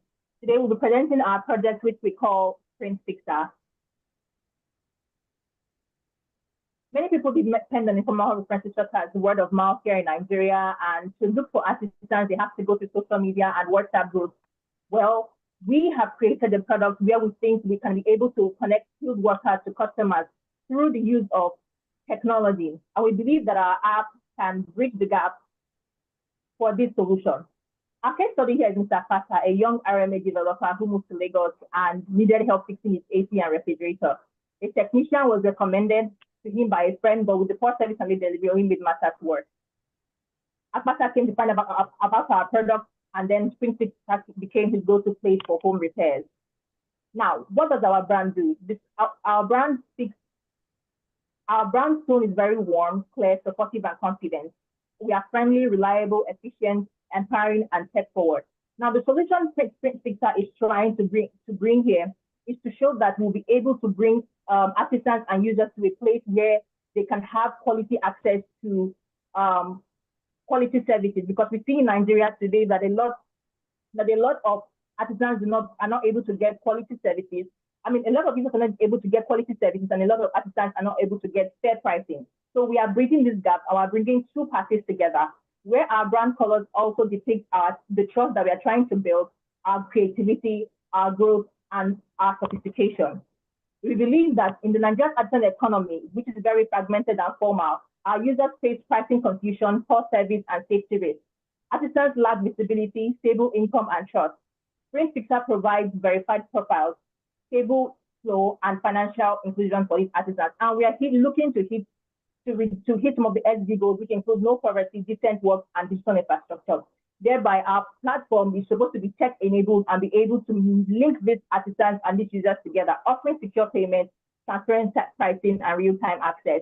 We have also looked at our market target audience and our business opportunity, and we've seen that we're targeting at least the market of Nigeria, which is over 100 million people, because we see that what we are providing tailors down to even people living in urban households, property managers who need scheduled maintenances. We also seen that we are targeting artisans who seek visibility and need a stable source of income. And we believe that in the long run, that we'll be launching first in cities such as Lagos, Abuja, and Port Harcourt.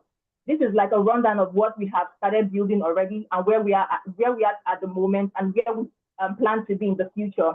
We have currently built our wireframe, and now myself and my team, we are creating our high resolution prototype. We have done our research, we've done our discovery and planning. We're currently designing more of our products to push into the market. And we believe that in the coming months, our MVP and the pilot testing will be ready to fly.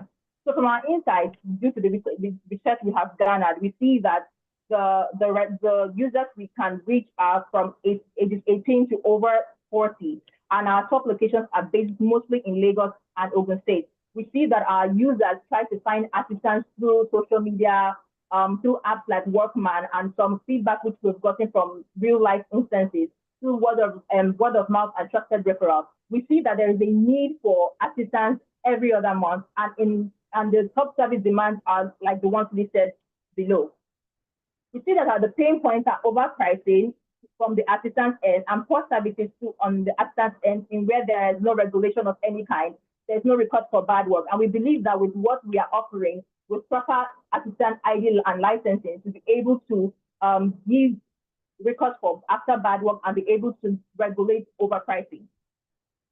Some of our features include verifications, rating, upfront pricing, just like in the case of InDrive, the mobile app, and schedule real-time tracking of what the artisans are doing. Also, there will be an in-app communication for both the users and the artisans so that everybody is being followed up as it goes. So we expect that there will be a consistent and there will be excellent workmanship with the way that we are trying to regulate it and engage artisans with the use of their trade unions and with the use of the associations. We intend that we're going to properly vet our artisans because we have seen with our competitors that there is no proper vetting of these artisans, and most of the time they do not have who to meet back to or a higher authority to meet back to and lay their complaints. So we'll be targeting that. We'll be targeting a fair pricing platform where the users can bargain prices on the platform with the artisans. We decided that, okay, our UI and UX will also be very clear so that the artisans who are not as educated or tech-savvy. Thank you so much. Time up. Thank you. Thank you. Yeah. Hi, Oluchukwu, right? Is it Oluchukwu that is presenting? What's the name? Sorry? It's Oluchukwu that is presenting, right? That presented. Yes, that's presenting. Yes, please. All right then. First, my first feedback for you is your presentation. You were presenting like as if you were running to go and do something and end up and leave. So that means a lot of the information you were sharing was so fast and just fast-paced that I could barely even put a finger on it.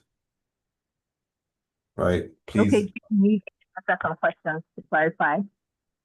No, I mean it was very fast. That was one. Just is a feedback. Just try to slow it down. Yeah, just try to slow it down. That's all I have to say because a lot of the time, folks just miss what you're saying. At the end of the time, a day, it just feels like I didn't get to hear anything. Yeah. Just out of curiosity, I wanted to ask, are mechanics artisans? Yes, they are. How does your application help people who like to work with trusted mechanics and people who are afraid to deal with new time mechanics? How do they now deal with that? Like So for that's one of instance, the. for instance, I trust my mechanic. It's in the mechanic business, you wouldn't want a new person to touch your car because you don't trust them.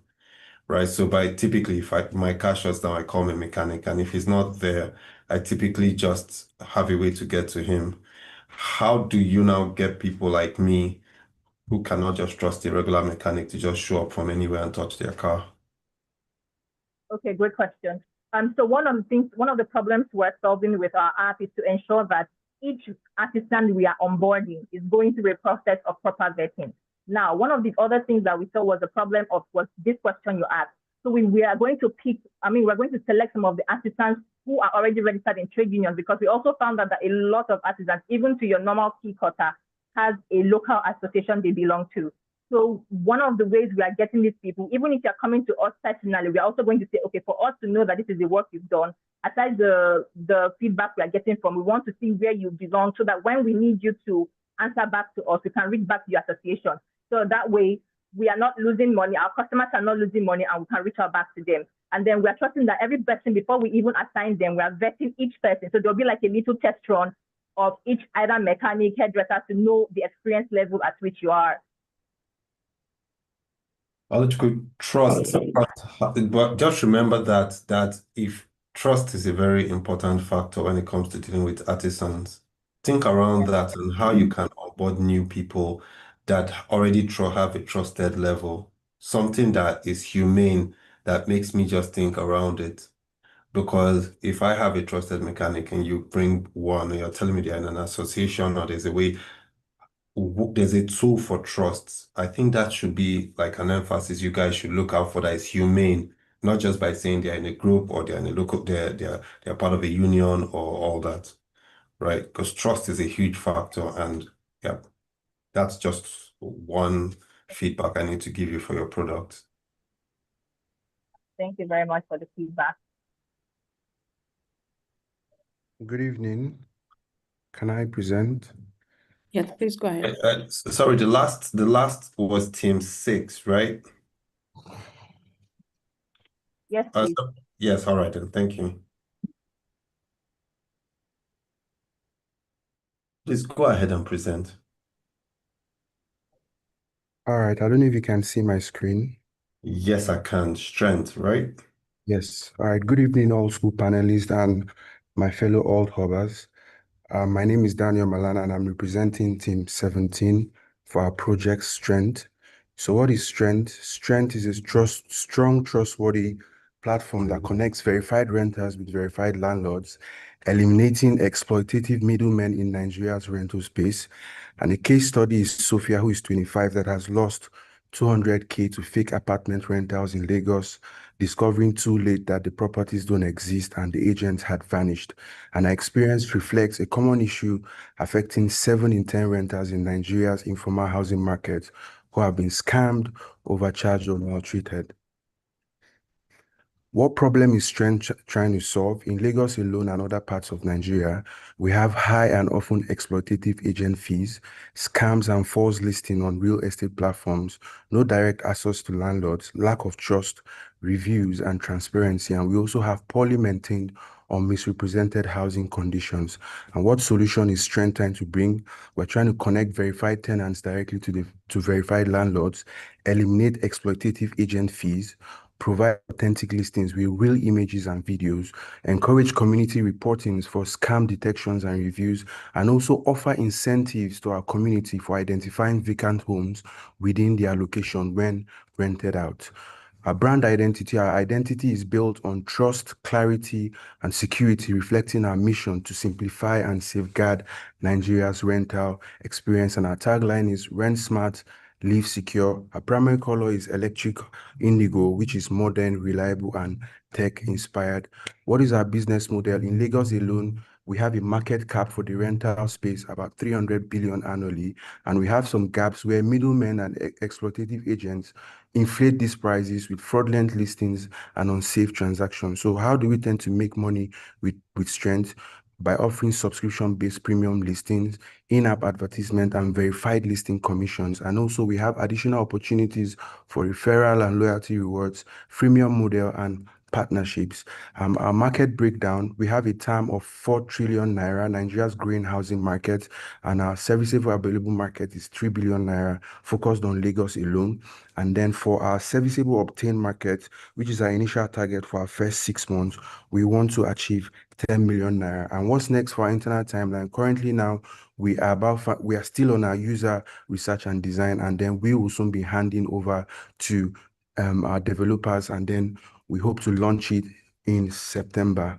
We got a few of our user personas from our user survey, and we found out that quite a number of our users had some similar pain points: poorly maintained housing, exorbitant fees in house inspection, low standard house amenities, and agent dishonesty, and houses are built in very bad areas. And then we further went on to find our competitors, and we know it is a very dominated space with competitors like Nigeria Property Center, Property Nigeria. And while these platforms have built brand awareness, they fail to address some key points faced by the everyday user, especially in trust, user experience, and transparency. And we found out some weaknesses: that they are primarily agent-driven, user rely heavily on third-party middlemen, and the listings are sometimes outdated and unavailable, and no built-in verification system, and anyone can just upload property details. So what is Strength offering?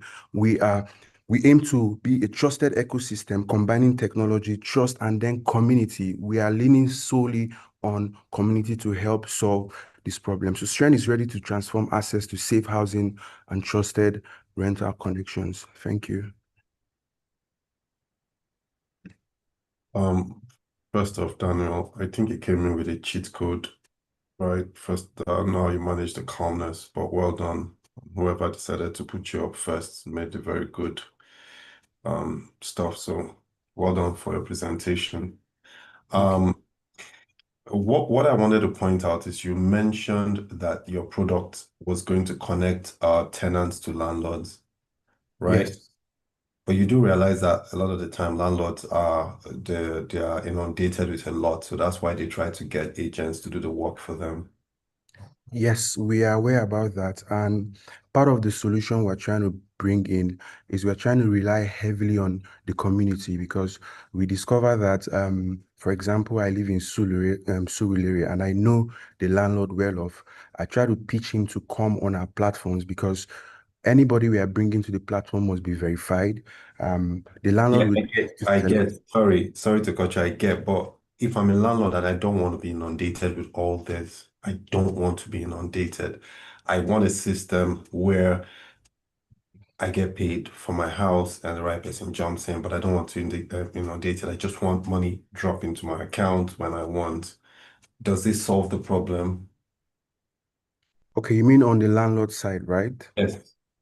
Okay, I think that will still be something we will think through because we've been going back and forth, but we are trying to eliminate the exploitative agents. So we see how we can work to get the trust of the landlords to be able to bring them on the platform. I also think you should also work with trusted real estate agents. I think that's a thing.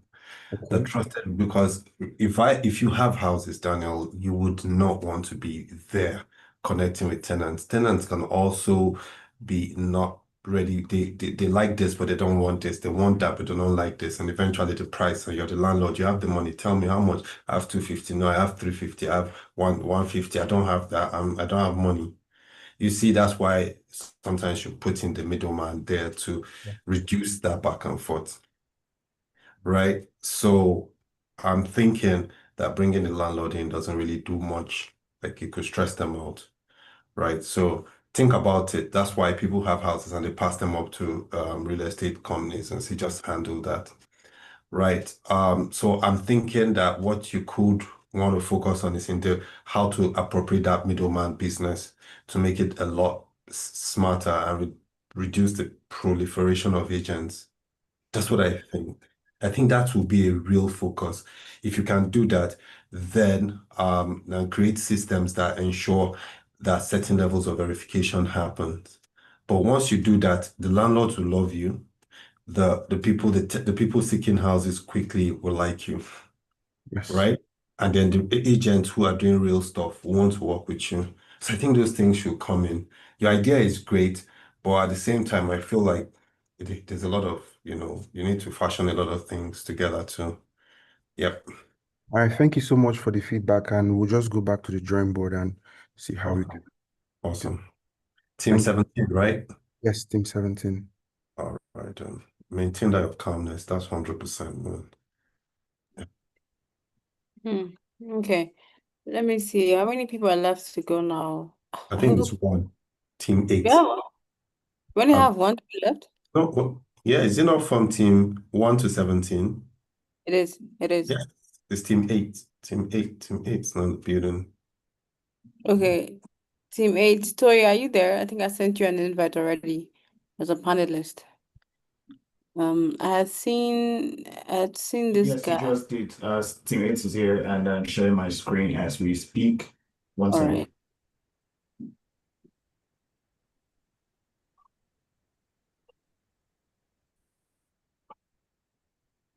Okay, there we go. Please can you see my screen?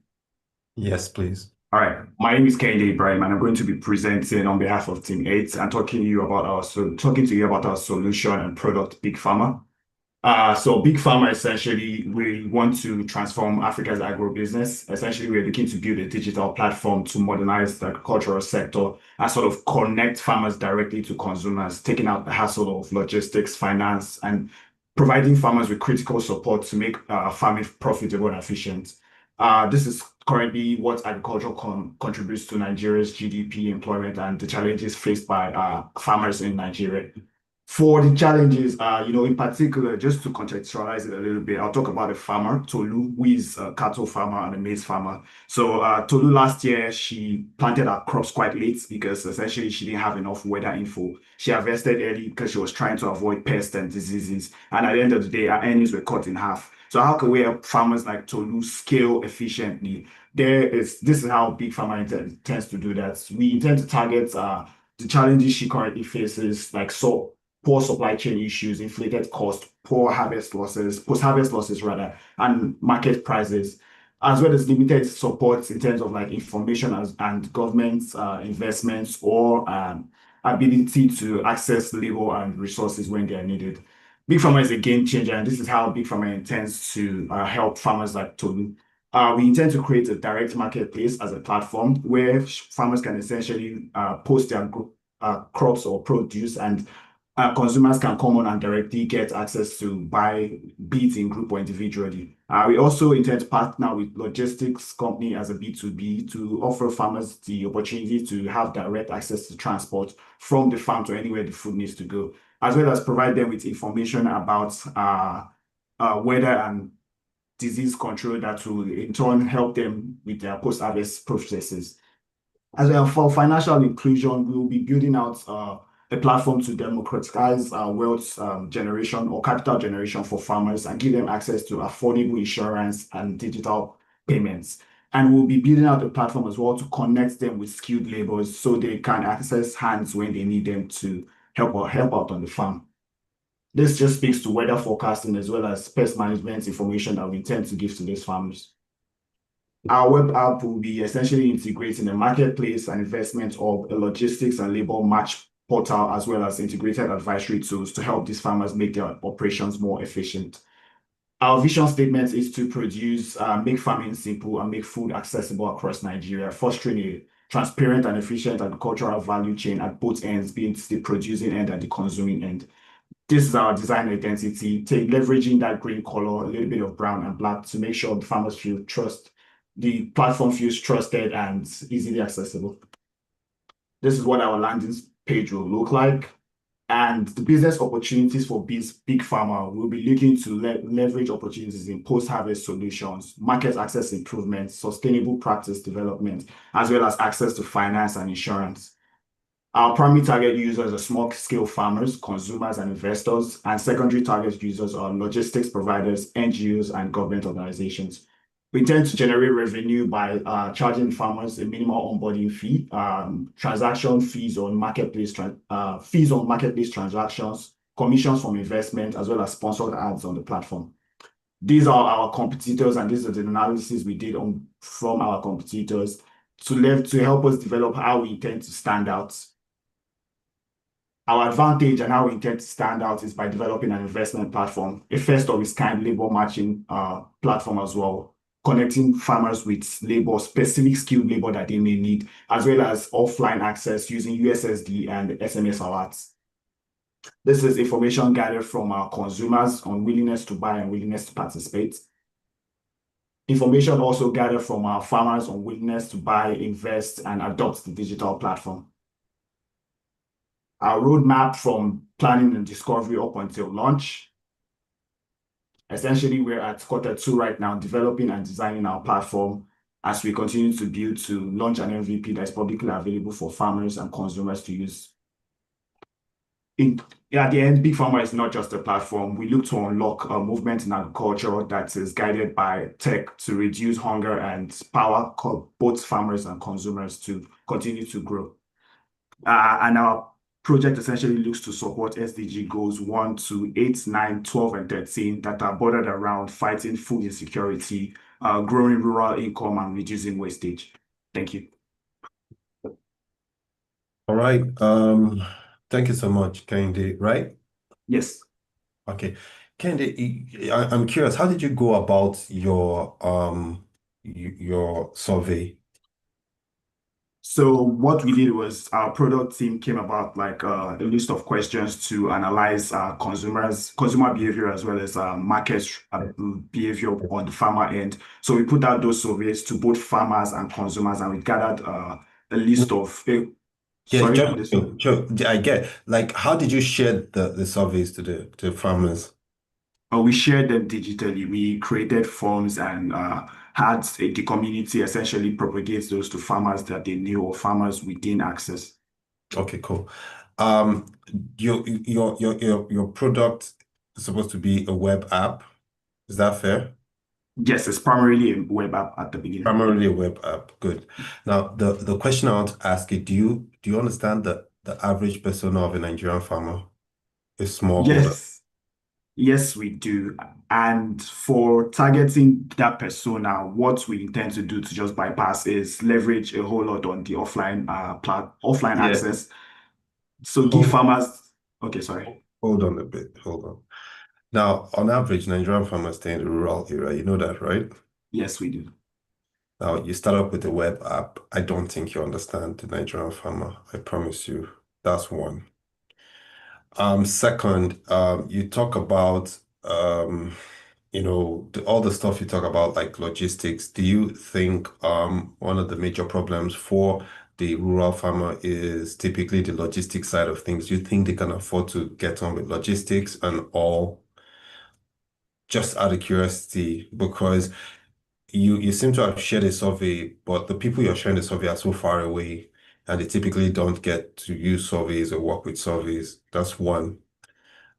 Throughout your presentation, I never heard anything about extension workers. That's another, because in this business of they are Greek folks and they're supposed to be an intermediary and all, especially in terms of language, in terms of cultural differences and all that. I didn't see any of that. And so those are the things that I was wondering how you guys thought around that. And the part that if you use a web service primarily and internet and all is typically a problem for rural area folks. How does that now get to be solved? That's another one. Second, if you typically want to move stuff from a rural area in terms of sales and all, the type of logistic you use are basically local transportation companies who are basically moving human beings from one place to the other, but at the same time trying to also mash up a lot of stuff inside their trucks and move it. How do you intend to bring in the logistics side of things in that area? So yeah, those are the kind of questions I have because I sort of noticed that your presentation was neat, like as if your farmers are in the urban or semi-urban areas. Absolutely. So just to answer your first question, we primarily look to start from a certain region, and we are also really concerned about the extension workers. So one of our ideas is to sort of localize customer service that like the farmers can access with perhaps SMS or very low data mode, and essentially talk to them, and they could place they could input some of the requests into like the web platform. That's for the first one. Again, the web platform, I have a problem with that. Okay. Nigerian farmers. Like that's why I asked, do you have a persona of Nigerian farmers? We would absolutely take that into like consideration, take that feedback and improve Yes. our Let me also ask, I'm sure you must have been a victim of one of the three Nigerian networks, right? Yes, absolutely. Yeah. So think about farmers. They probably won't be using, except farmers are using Starlink. I highly doubt that. So I think you guys need to review a lot of the stuff you've done. I didn't even see stuff about storage and stuff in your business, in your this thing, because that's a lot of things that a lot of farmers grapple with once they get stuff. Because if your persona person did late because of stuff and she had to harvest early, she would have needed storage. None is mentioned. So now she has to sell as quick as possible, and when you sell as quick as possible, then they take advantage of you. So I think a lot of thinking needs to go into all that. That's what I think. I was listening through it because I hear this agri thing more often than not. So yeah. Absolutely. We'll take all of this feedback and sort of reiterate, look at how we can make our project better. Yeah. Always remember, innovation is not always an application. Absolutely. Thank you. Okay. All right. Yeah. Just to add, I'm sorry. Are you done, Pablo? Yeah, sure. I am. All right. Yeah. So I was listening through, and it looks like you want to do a lot of things at first rather than iterate through. So there is just a whole lot of features that you listed in your app. So I think for an MVP, you should focus on the one that is most like a computer, more pressing than trying to do everything at once. Yeah, there's a whole lot of problems in the agricultural sector, but you can't solve all of them at once, right? So you grow into it. That's one. Then two, Pablo also mentioned something about the platform, which I just want to use this opportunity to reach out to the other groups probably present, right? So a whole lot of you, I don't know if you have a mobile engineer on your team, right, which might be a challenge for the product you're building, right? I think there's a team that decided to go for a PWA, which, sort of can be like act like a mobile app in that sense, right? So you might want to consider options that the people or the skill set on your team can actually build successfully, and then you don't have to start looking for who can do what right down the line. But great idea all the same. Well done. Thank you very much.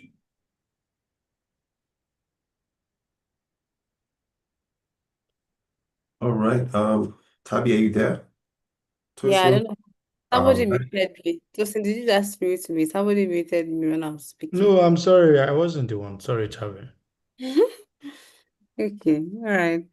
Thank you so much, everyone. I think we're done, right? We've covered all themes. Mm-hmm. All right. Okay. Thank you. Yeah, we've actually spent like we're almost getting, is it 2 hours or 3 hours? So This thank you so so there's the last time we finished by 10:30. Wow. So we've tried today. Okay, that's fine. So You guys have any words, I mean, from the presentations that we've had today, any general feedback you want to give like to all the teams? I think that would like go a long way in preparing them as they work on some of the feedback you've shared with the individual teams. Yeah, so thanks for that. Your presentations. Please, you don't have to have everything written on your slide. You can just have 2 or 3 things on your slide, then you just explain, right? That's one area. Two, when you have a few things written on your slide, you find that you don't have to really rush through what you're saying. You just have to be as calm as who's that calm dude? I think Malan, is it Daniel Malan? Like, yeah. So you are pretty calm when you're presenting stuff. You don't have to talk about it, say so much. Also, we need to think a lot about problems, right, than technicalities. We're trying to solve problems for human beings. And if you're thinking about problems and technicalities, you're trying to go think of it as a real human being, right? Mostly about, you see, the folks who are talking about artisan stuffs and all, think about it as a person and ask yourself, do I even use these things, right? But I think that's one thing and then stop looking for the easiest, the lowest hanging fruit as a problem, right? I think that would help a lot. Just try as much as possible to touch grass and try to know the kind of problems people are solving, right? You can look at tab from the Tabby in Pesa, right? Like see how wild that's one of the greatest thing to solve that rural folks are using M-Pesa. Everybody, M-Pesa is now in the is a word, right? It's not like, yeah, so it's a vocab for stuff. So think about problems that way and you would end up being huge with it. So yeah. Okay. Thank you. I mean, I like the part where you had told one of the teams that innovation is not always an app. I think every time people are thinking of problems, everyone just quickly thinks of building an app. Let's put on app. Yeah, I know. Thanks.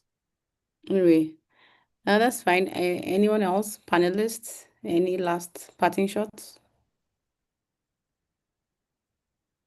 Daniel, I've not heard from you. No, that spoke. Okay, maybe I Mhm. got I've been speaking. Yeah. Happy. I'm confusing your voice with somebody else then. Oh, okay. It's fine. It's okay. All right, no problem. Then if we don't have any other words, Tosin, anything you want to say before we wrap up? We have like 1 minute.